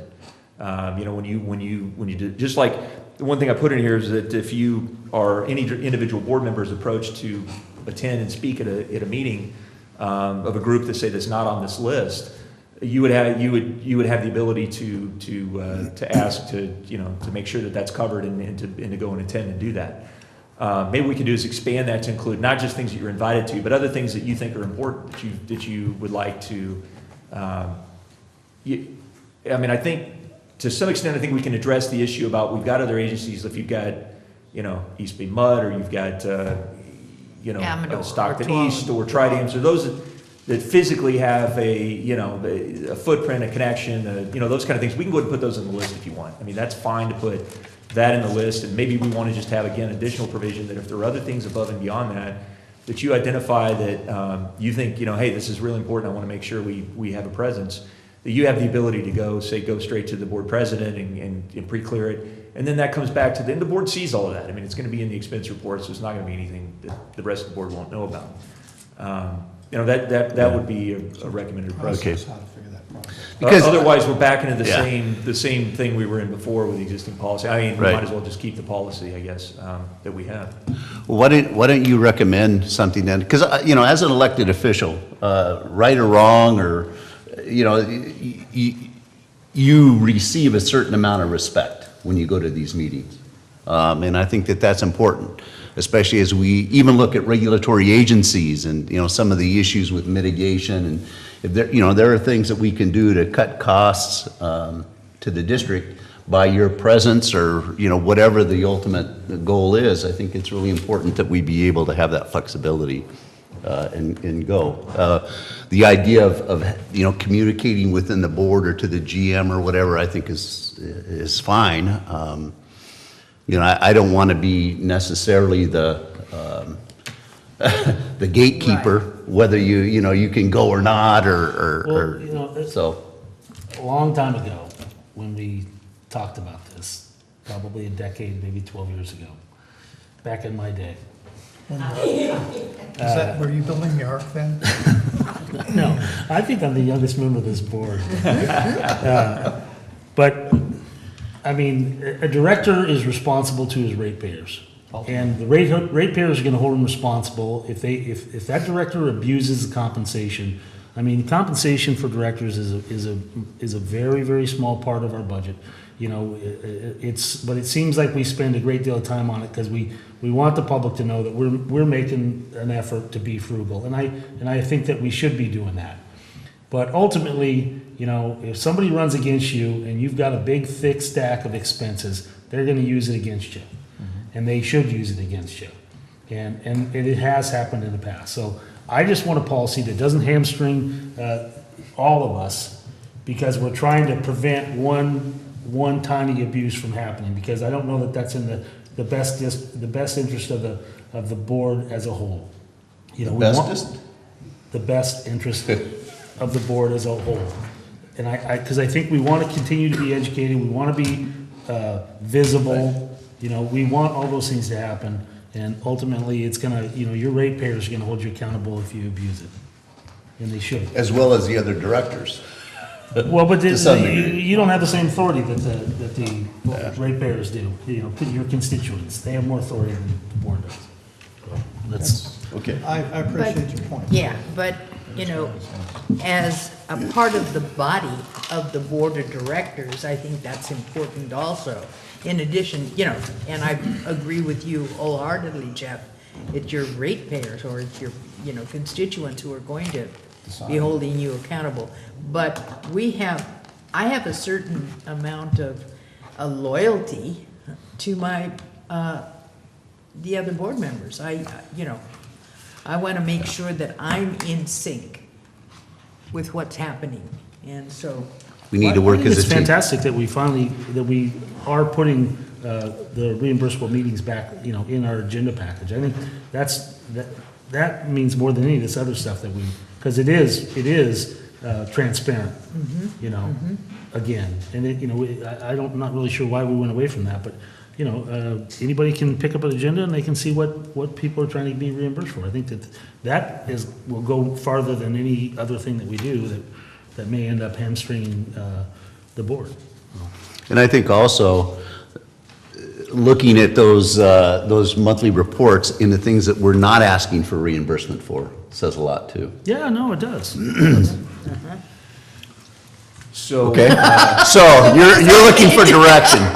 I think if I could paraphrase and help me out, fellow board members, if we had a document that really spoke to the idea of having the flexibility to decide, but at the same time, you know, if you're there speaking, you know, on behalf of the board and asking for reimbursement and other things, that the discussion be respectful and representative of the board and the district, you know, as a whole.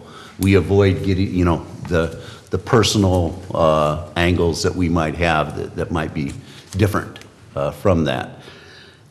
I don't know that I can provide you much more direction than what we've already really said. My point on these meetings is the list is, I mean, it's almost infinite because you never know what's going to come up. So I don't know that the list is important. What's important is that if you're going to seek reimbursement for a meeting that you were not given authority to attend and speak at by the board, then you shouldn't be seeking reimbursement for that.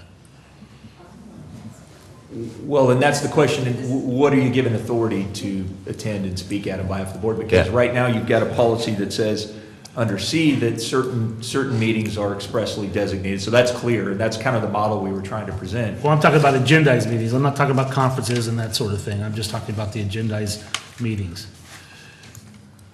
Because there has to be at least water-related stuff. You can't go to a Board of Supervisors meeting that has no water-related issues or no planning-related issues and seek reimbursement, right? Well, the policy right now says such approval shall include these listed, but not limited to.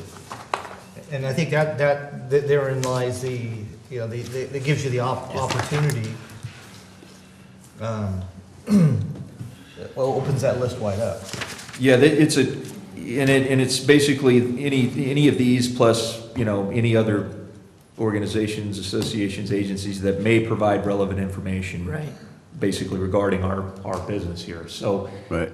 It could be, I mean, that's above and beyond just things that are agendized specifically, with regard to this agency. I mean, you may, Well, I would- you may yeah, I see a didn't mean to developing say- issue that's gonna be brought up in public comment. Right, or it could be a something Bay like that, and Delta we feel like thing, you it need could to be, there. but that would relate to us anyway, but I honestly, this is not a critical issue for me. I mean, one alternative is just to stay with the policy that we've got. You do have the ongoing, again, you get the ongoing item in the agenda packet where you provide your expense reports. If the board wants, to provide any more direction on specific, subject matters or meetings or whatever that it wants to see certain board members at, you can always do that. That might be the way to do it. If you determine, one example could be, you could say, because of this, if these board members are on this committee, for example, legal affairs, maybe we want them to be our designated representatives to go and speak with members of Congress on behalf of the district. So you would say, that could be an example of one where you might want to do that. And that's open to the board. You can do that at any point in time, and we'll just keep track of that like we do the list of other things that we have people assign. But that's what we want to prevent, is somebody going lone wolf, and that's a great example, going and speaking to our congressman without having any discussion with us, and then wanting to seek reimbursement for that. So I don't think that should be a reimbursable deal, because nobody was given authority to go do that. So, it's unfortunate we have to try to prevent this, but I just think, How do you word that in the document to? I think Director Strange came Self-restraint. with a good explanation of if when you do go to a meeting, that you're representing the district and the interests of the district and the position of the district. And that's, I think, been our only problem in the past, and I think that's the only thing that needs to be added to here at this point. Well, I'm fine with that. In other words, they'd have to show that, find a way to prove that they are doing that to have it reimbursed. And how to write that in a way that, in essence, it's codified, so everybody, even into the future, understands it. Well, I think that maybe the reverse of that is true, Dennis. Maybe the reverse, what needs to be proven is that it didn't happen. And then the board would say, when we approve if the board questions somebody's attendance, it would be their responsibility to prove that they didn't, that whoever went to that meeting didn't speak on behalf of the district, and as opposed to making the person who was there say they did. That's the way to do it. Because I would assume that because we approve these meetings, that we could vote to not approve one. Well, and maybe the approach to that would be, it seems as though we're kind of to a point where people seem to have there seems to be a meeting of minds of the kind of meetings you're going to attend, what's going to be reimbursed, that kind of stuff, how we'll exercise what we have in our existing policy.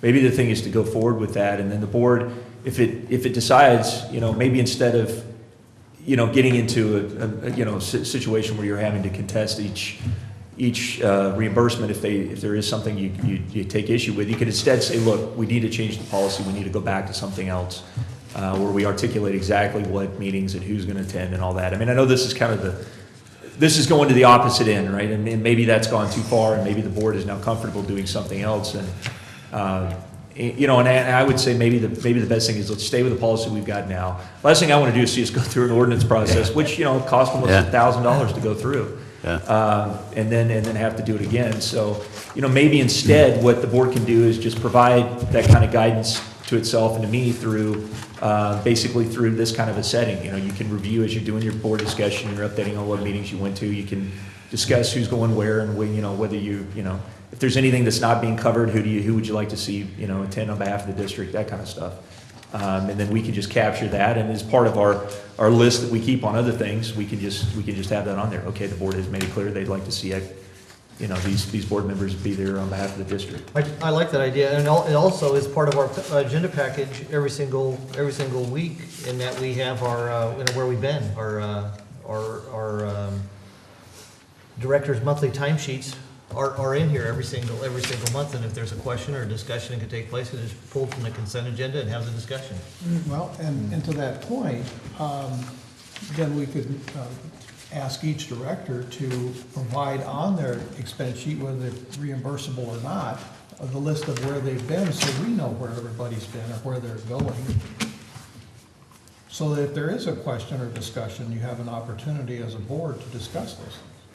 And usually we only we hear do that, about yeah.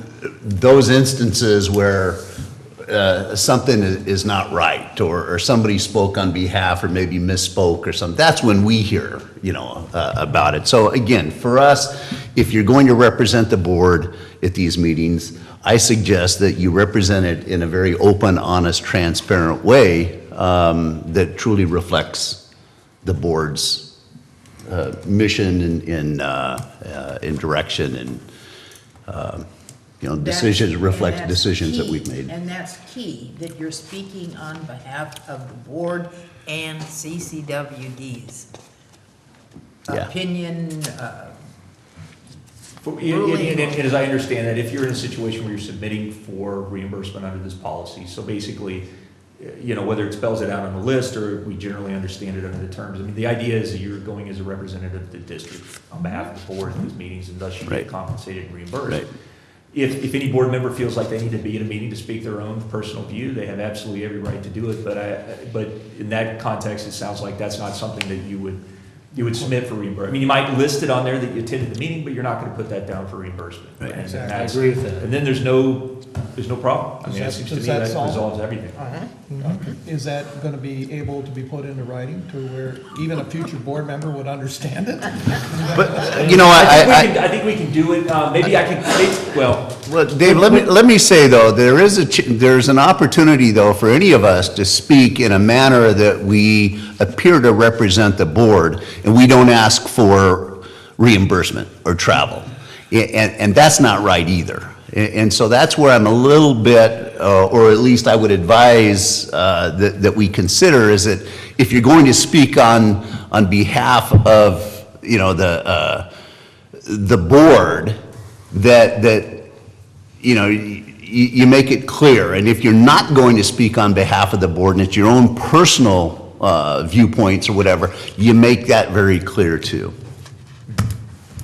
I mean, that would avoid any of the, any disagreement or Put that misunderstanding. in writing and bring it back. But listen, do you guys not understand that to put it in writing, we're gonna have to go through the whole ordinance process? Oh, golly, yes. Yeah. You're If I right. may, one solution that several districts that we work with that have a similar level of complexity to CCWD have used is you've got your reimbursement process, but also they'll adopt a board policy that's not an ordinance that outlines what appropriate communications are for the board. And in fact, we're doing this for several districts in the Bay Area right now that deal not only with how a board member may represent themselves in the public, but also how do you deal with email and how do you deal with cell phones, and provide kind of a comprehensive communications policy. So it sounds to me like you're talking about two different issues. You're talking about meeting attendance, and you're also talking about the content of what's said at a meeting. And so you may be able to simplify your lives and simplify the ordinance process by dealing with the meeting attendance piece here, and then separately, if you don't already have one you're comfortable with in place, directing Dave to work on a communications policy. And we're happy to provide some samples to you, and your council's happy to work with you on that. That would outline some of these issues about when you're representing the district and when you're not, and what kind of statements might cause problems. That'd be a great idea. Yeah, okay. So, we had a motion and we had a second. No, I make a motion, we table this item. I would second that. Okay, yeah, that's, I'll withdraw my motion and make a motion to table. there you go. So we have a motion to table and a second to table. There was nothing really to adopt, that was the thing. We weren't ready to adopt it. It was- Yeah, I know. You really but don't need to take an action. Those statements were made, so. Just let the motion die and there's nothing further to do. Yeah. On Good. that, it should be a question, is there direction from the board? Would you like, and you don't have to answer this now, I mean, if you want to spend some time and come back in the next meeting, but if a communications policy is something you'd like to see, that's something we could work on as well. I think that this will all work itself out. We've got several board members that have been here for a year. Everyone's getting to understand what others expect, and I think it'll all work out just fine. good. You have a lot of wisdom for the younger. You know, let's go ahead and open it up to public comment at this point. There's nothing to, Or nothing what? being adopted. You don't, okay, no action, so no public comment? No. All right, so we won't open it up to public comment. There's nothing on the table to comment. Yeah, there's nothing on the table to comment right now. Becky, would you? Okay. It's agendized, so if you want to open public comment, even though you should understand the board is not going to take action at this meeting. But it's on the agenda, so. Okay, all right, Peter, go ahead. I'm sorry. We're all confused apparently, but it won't be the last time. Your argument, and in federal level, you're not going to muzzle anybody. Senate, Congress, because there's difference in opinion. Now, I appreciate that you all have a common interest, which is the district, but you all as individuals, you represent your constituents. First and foremost, they put you in, they can take you out. Now, I appreciated that there was a discussion about reporting, and there was a question whether it wasn't that important and so on. Well, I was looking through the finances from December. You ratepayers paid, and it's a ballpark figure, $2,254.65 for the little trip. And it's wonderful. And one of the gentlemen was on salaries anyway, so the rest of it was expenses. I would really love to know, so I can really appreciate what you learned, what opinion you have, and share it. If a ratepayers blows that kind of money, I think he deserves a report from the representative. One gentleman, he made a report, but there was 3 of you. I think we would deserve your wisdom and knowledge and experience to share with your constituents so they can know, hey, we've blown, well, not including the salary, over $2,000. I think your constituents deserve learning the wisdom and knowledge that you acquired in it. So that's I would request, that consider if you go on a trip or whatever study you have, and I'm sure it's very needed. But share with your constituents.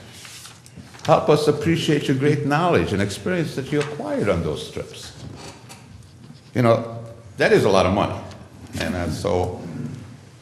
and as far as limiting someone's, because if you represent your constituents, those constituents might not be exactly the same as another director's constituents need. And that's where you can discuss it open. If it would be just, hey, the whole board's one big block, we don't need 5 of you. We can cut costs on it. Just one person will speak. He could just handle the whole thing. There would be no need for it. So please consider that, yes, we have 5 individuals up there. You don't all have the same 100% interest. And I would love to hear the pros and cons. But due respect. You're never going to have all 5 people agree on everything 100%. You never will. There was a book written by the Board of Supervisors, Go Along to Get Along. And you know what, folks? Not one individual on that group is in business anymore. Thank you. Thank you. Any other public comment? Seeing none, I'll go ahead and close public comment. So, no action. All right. How about, let me ask the board, you guys want to take a break now for about 5 minutes? Do you want to power through the rest of the public? 5 minutes. Okay, let's go ahead and take a 5-minute break, and we'll resume in approximately 5 minutes. Thank you.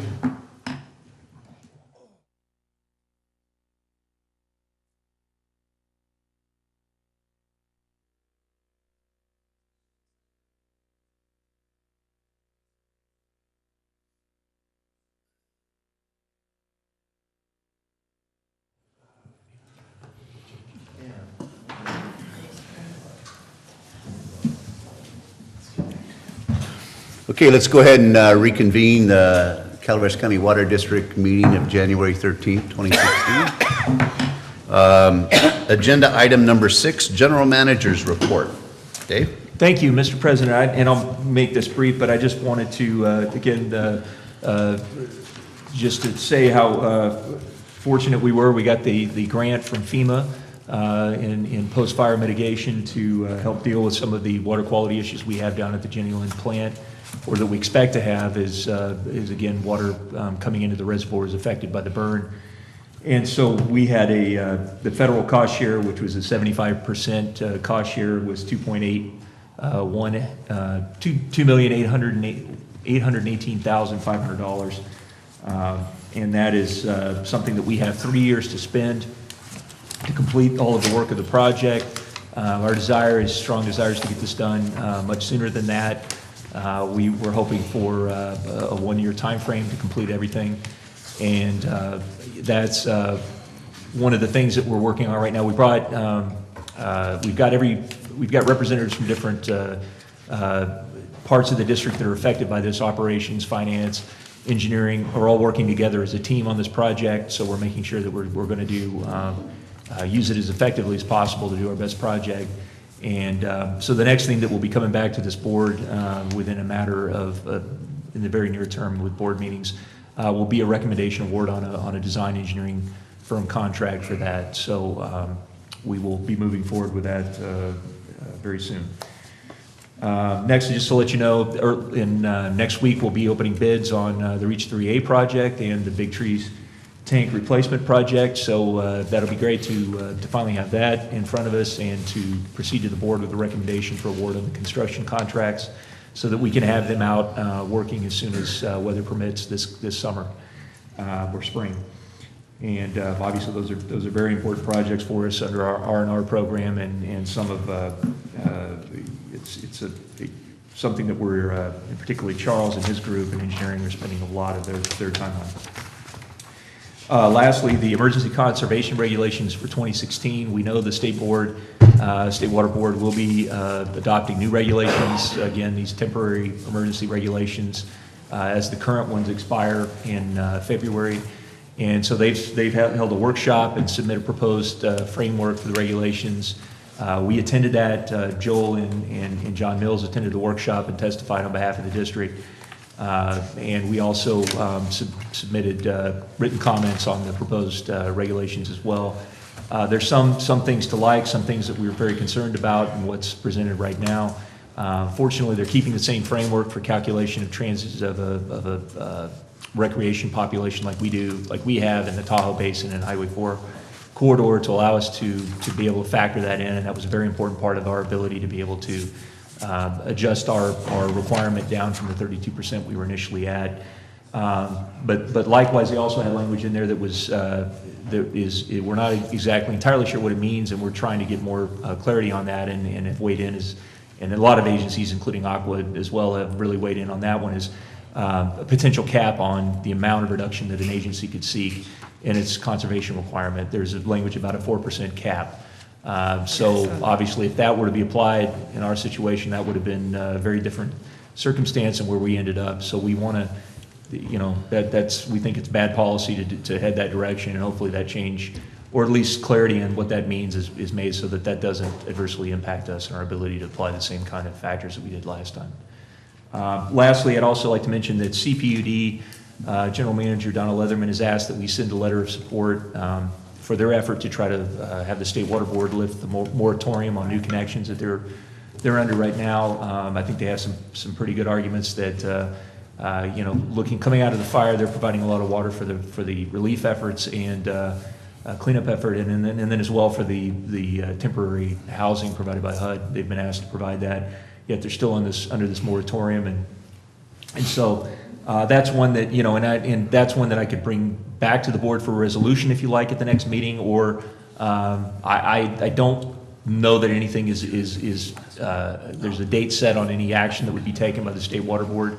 But alternatively, I would say if it's time sensitive that we weigh in sooner than that, I would be inclined to send a letter of support to make sure that we weighed in and tried to assist them. Yeah. But I'll just to say I'll be following with Donna. I've got some questions to her, but I'd like to know the timing of that. If we do have time, I'll bring it back for resolution support for this board Otherwise, I'll do a letter of support if we're in a time crunch, and I'll let you know that we did do that. Yeah, I agree. Okay. And that's all I have. Thank you. Okay. I have a question. You said the bids are out for 3A and for the Redwood tank? Yes. And how Yes. long is that period that the bids are out? The actual request for bids went out, as I recall, I believe it was before the end of last year, that hit the street. Now, we've had to, because, with construction contracting, you get questions from bidders, you have to respond to that. So we've issued, I think on 3A, I think we've had, or Redwood tanks, I don't know, we had 3 addenda that were issued to answer questions that were received, and so Charles spent a lot of time on that. So all of that's wrapping up on the 21st of this month with the actual sealed bids being received here in this room. Oh, okay, so that's... At 2 o'clock on the 21st, and I'm really encouraged because we did get a number of firms that actually purchased specs and attended the sidewalks, and so we think we're going to have a competitive process. And hopefully we're going to have some bids from firms that we've done work with before who've done really good work for us. So that will be to you very soon. And as soon as that, Director Indy, I'll appreciate the question about it. One of the things that we want to do, as soon as we have someone under contract, and Joel and I have been talking about this, and Charles as well, we want to come up into the community and sit down with them and kind of walk them through what the project is going to look like, what the anticipated impacts are going to be, and really engage in that public communications process that we've got to do, now all the way through the completion of the project. Because, again, they're always asking, well, where is it? Where is it? And we put them off now for 2 years, I believe it's been. Well, I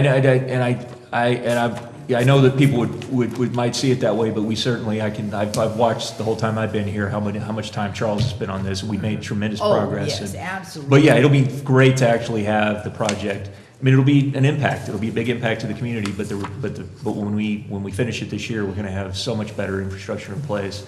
And likewise, I mean, it's an important project. I mean, it is something that again, we've got some meaningful construction projects that again, hopefully can help our local economy as well. And I assume, is this a low bid based upon the on grant public team? contract requirement, it's the lowest responsible bidder we have to take. So you're very, very narrow reasons that you could reject a low bid. Our hope is that we think we have a really good pool of bidders. We think we've got, and some of the things we put in, the requirement to be eligible to bid, you have to have a history of doing this type of project.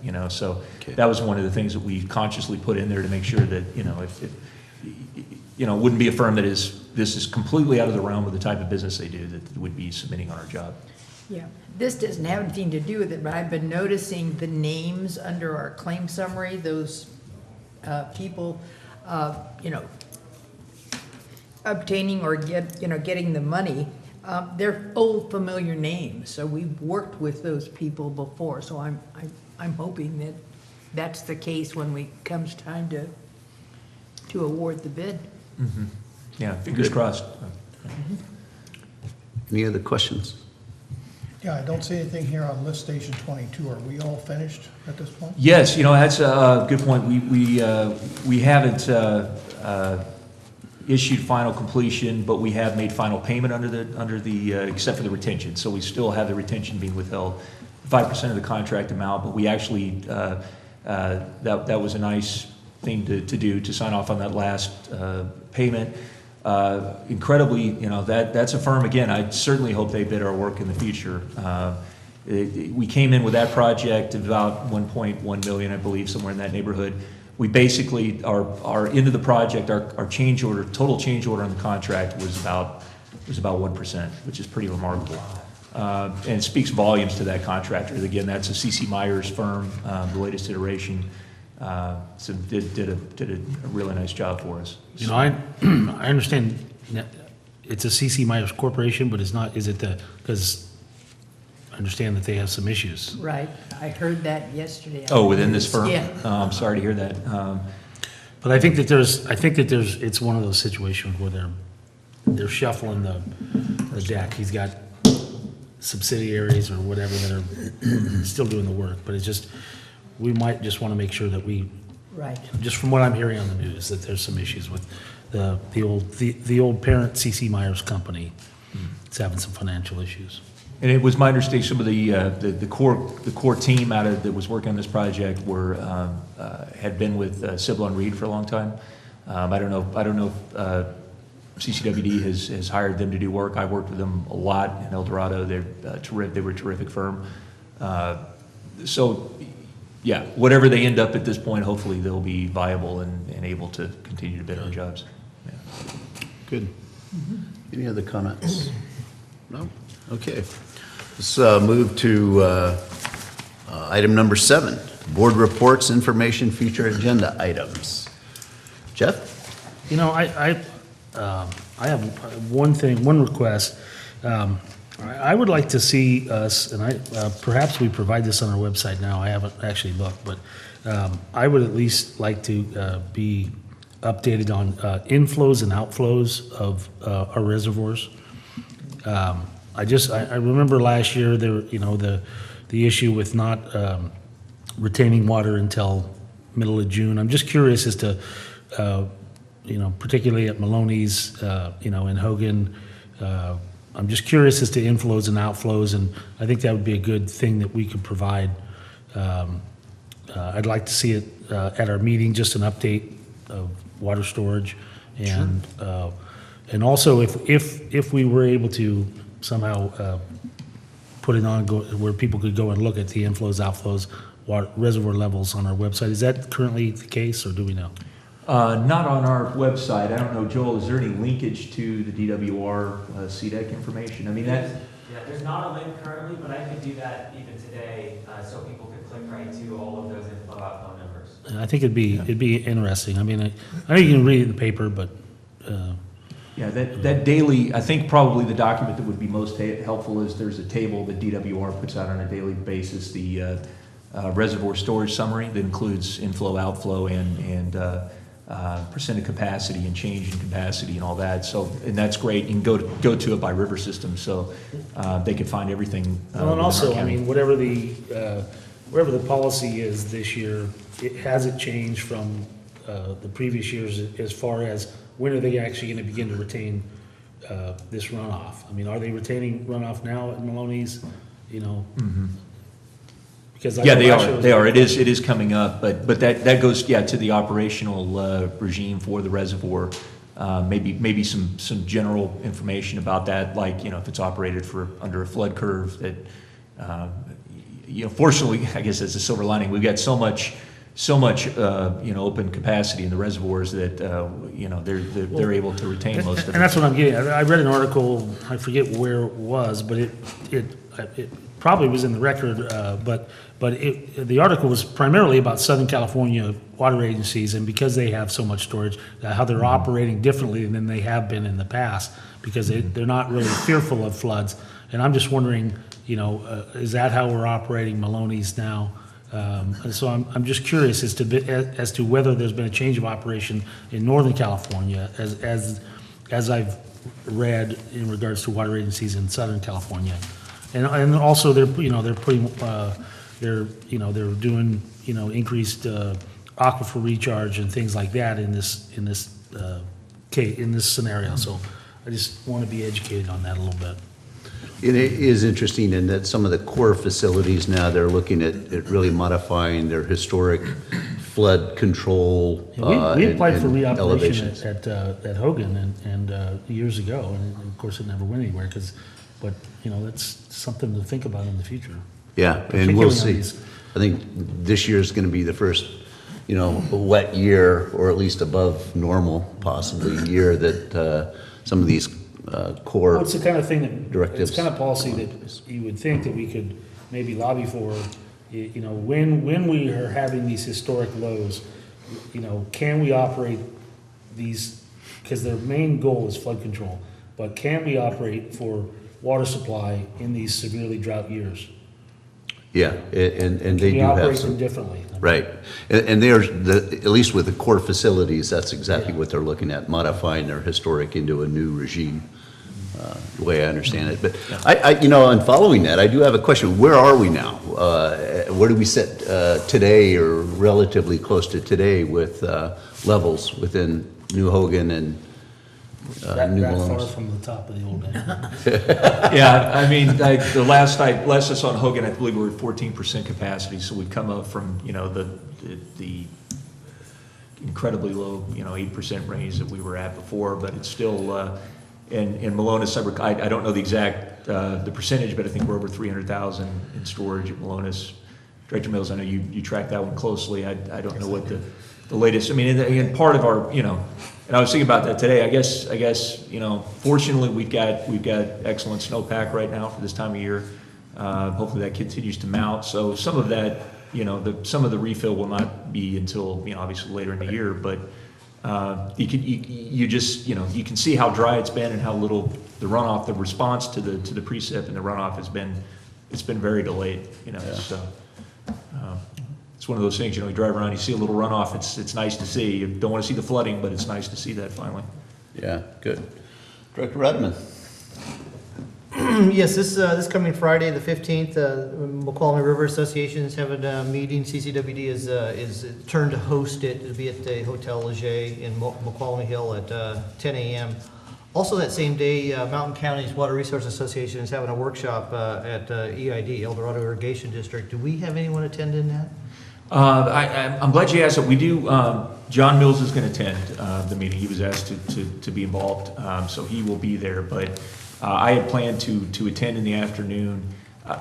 I was kind of torn on that one because I know this is we're hosting the MRA meeting. We're going to have a big presence there. There's going to be discussion on the fire. Peter is preparing to speak on that, so he's preparing some information for that right now. If the board would prefer that I be at the Mountain County's meeting for the entire day, the morning conversation, I think, is going to be a discussion with Southern California agencies on issues related to the tunnels project and the water quality plan update by the State Water Board. So we've got some pretty distinguished people that are going to be there. But the afternoon, I think, is going to be a conversation on water rights and curtailment. I plan to be at the afternoon, but I would think that would be the more valuable one for you to be at. Yeah, I don't have a request that you show. Okay. The afternoon is perfect. It'd be good to see you at MRA. okay. Yeah. Okay, so as I planned. Okay. Okay, and then it looks like next week we have our regular Mountain Counties meeting. It'll be over in Placer County. This year we've decided to rotate them. Back to the MRA, and thank you to Mona for setting up the Hotel Leger and putting their time into the host responsibilities. We're doing a similar thing in Mountain Counties this year. We're having our first meeting of the year. We meet every other month, and we're going to be rotating them around. So the first one's in Placer County, and then 2 months later it'll be at a different location. We're hosting that meeting, I think, in May, June, or July, somewhere around there, and I'll have to get that date to you that I was assigned. And then that's it. We have our land and property meeting, our property and land meeting next Thursday, I think. Good. Bertha? Okay, I've never cut my umbilical cord from when I was up in the city, and so the tab on this insight was, are baths a thing of the past? There were 5 ordinary things Californians can kiss goodbye in 20 years. We won't take baths or mow lawns. We won't need utilities. We won't need local government. We won't need realtors. We'll throw out old political boundaries. So what I want to do is... Is that a Bernie Sanders ad? I'll give this insight to Joel. Maybe Joel can do something and let us know. I thought this was rather interesting. Anyway, we were at the grocery store a couple of weeks ago or last week, and all of you down here or close to the fire have seen all this or heard what's going on. There were a couple of fellows that were pretty dirty at the checkout stand, and I said, "Oh, where are you working?" And they were working over cleaning up the fire. And that guy, it was from Tennessee, and he was supervising a group of 400 men who were working on cleaning up the stuff. And you, well, Terry, you would know all that, but I mean. It's amazing seeing the traffic coming through San Andreas, especially in the afternoon. There are a steady stream of traffic. I mean, it's like a booming economy. It is ridiculous. Oh, yeah. I pulled into town, and one side, just from one stop sign on Mountain Ranch Road and St. Charles Street, there's 5 dump trucks, 2 going this way, and one sitting at the stop sign. It's just amazing how much, and you just get slow crawl through town. A lot of tarp loads leaving the area. I went and bid a job up there a couple weeks ago, actually for Kent Lambert, but he said they took 100 truckloads out of his place for one resident. Oh, my goodness. No, it's my parents had a cabin, a second home up on Sus Murray, and they've already done the cleanup there, and they did a lot of work. PG&E's up there now going through all the trees and taking out anything that's anywhere near their lines, just taking out any dead stuff that's anywhere around there. And they're doing, actually, I got a meeting up there tomorrow with the guy to show them what we want to get taken out of there. Yeah, it's just amazing. Yeah, Okay. they're looking at removing about 6 inches of soil through areas that are close to these buildings, and so that translates to a lot of cubic yards. And there's a lot of work. Okay. Well, upcoming meetings for me, I do want to attend the Upper McCallum Moke River Association. Moke River, and that's okay? Sure. And again, I mean, this is, and this event is, it's open to all board members, but it's in the nature of a training or event like that. And so I would just ask again that we, be careful not to have, more than 2 directors at any one table and don't have conversations about our business together. Okay. Don't talk to me, Scott. Okay, pretend you're not there. Okay, and then we have Finance Committee next Tuesday. Good. Director Mills. Thank you. Yeah, just a kind of a rough summary from the Calaveras County Board of Supervisors yesterday. Charlie with OES did state that there are well over 1,000 parcels that are involved in this cleanup, and there are only 110 that have been certified, which means they've gone through the process completely. There are only 11 residences, those are the FEMA trailers that have been occupied. They have 20 more that are in the process of being occupied. That's part of what Donna Leatherman was speaking to. She was at the board yesterday as well. But things are progressing. There's 30 crews out there. And you talk about 400 people, 30 crews. That's a lot of people out there working in the rain and the mud now and trying to get this under control. So just a great effort. Butte Fire update. Chamber of Commerce had a meeting over at Couts Monday night and brought together all of the agencies that could be of assistance for people. The problem that we're having, though, is that people aren't asking. It's just absolutely amazing to see all of the resources that are there just wanting to help and knowing they can. But we need to be able to, and maybe TV land, they need to realize, say, reach out, tell us what you need, find a way for us to help you. And that's what their message was.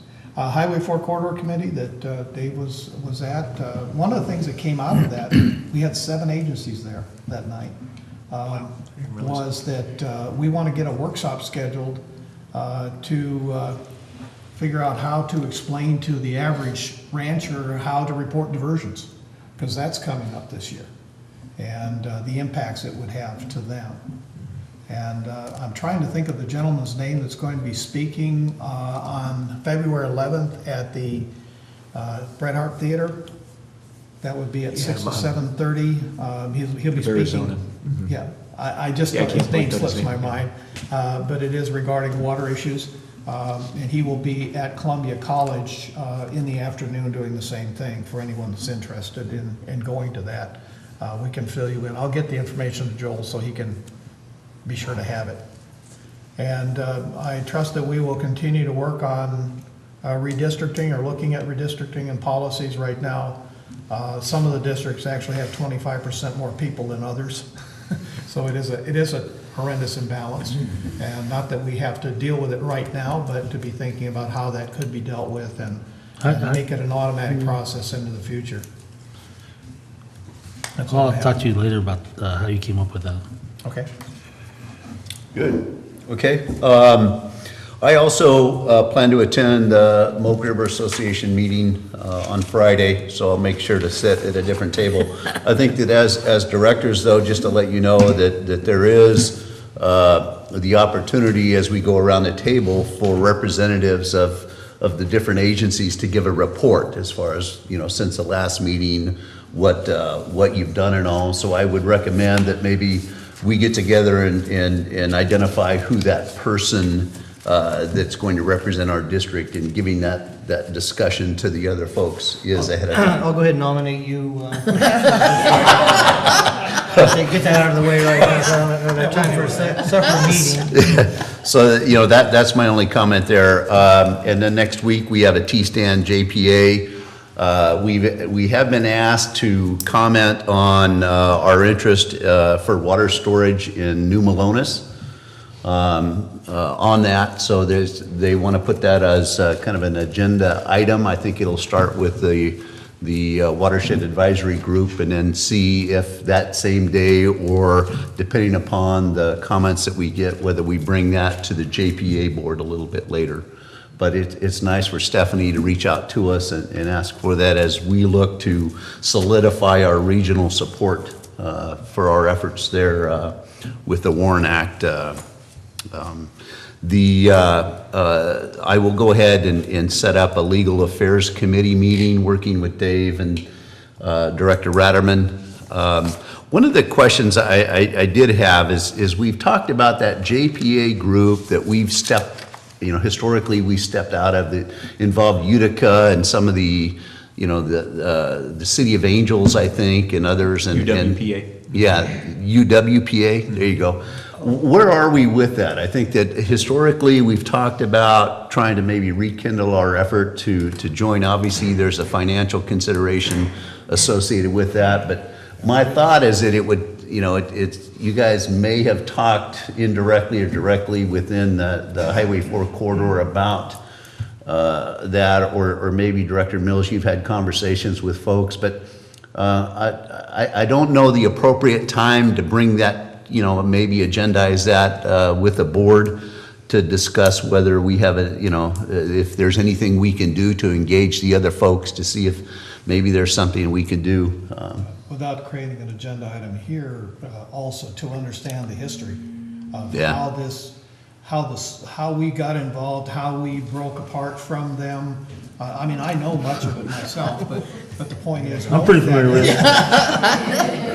But at the same time, also knowing if we want to get engaged again, we have to really be careful because of the financial, where are they at financially and what is the infrastructure and how is this going to impact us? It will impact us eventually in one way, and that is that if something should happen, that they fail, the state's going to be looking to us to pick up the ball. And I agree. There needs to be some agendized item here that the board can have a discussion about the Utica Water Power Authority project and how that would impact us in the future. Yeah, and so I think it merits discussion, although I don't know if we would be invited, you know, to engage those folks and whatnot. Director Davidson is smirking. But anyway, I think that. He was there. Yeah, I think that it would be appropriate to at least have that conversation and see where it goes. Thank you, and I just to give you a quick, just to let you know, I within the last week, Peter and I had a great lunch with Michael Minkler, who's now the interim general manager for UWPA, and he is. And we were talking specifically about opportunities to partner. Not in the context of joining per se, but just to let you know, those opportunities are something we can come back with. There's some projects that we could do together, things we've talked about in Highway 4, and I'll come back and invite him as well to speak to that. Like Reach 1. Yeah, good. Hydropower. Okay, thank you. And other than that, I'm just getting my sea legs back from seeing all the wells breaching in front of us out there off Maui. It's very enjoyable. For about 10 days, we got back last Friday, so. Nice. Yeah, cool. Okay. Item number 8, then, the next board meeting's Wednesday, January 27th at 9 a.m. here. We'll have a board workshop. And then the next, beyond that, would be Wednesday, February 10th, 9 a.m. here will be a regular board meeting. Okay. Mr. President, members of the board, the workshop, we're also going to have some business to conduct as well. Unfortunately, we've got some other items that need to be on the agenda, but the workshop component will be an update on the Sustainable Groundwater Management Act and our involvement with that. So Peter Martin will be providing that update. Good. Okay, at this point, I'd like to move into closed session. Is there something else I need to do before that? Read it in public comment. Oh, yes. So what we'll do is we'll have, during closed session, 9A is a conference with labor negotiations, management and confidential unit, and SEIU Local 1021, Government Code 54957.6. Negotiators David Egerton and Stacy Lawler. 9B, public employee performance evaluation of our general manager, governance code or government code 54957.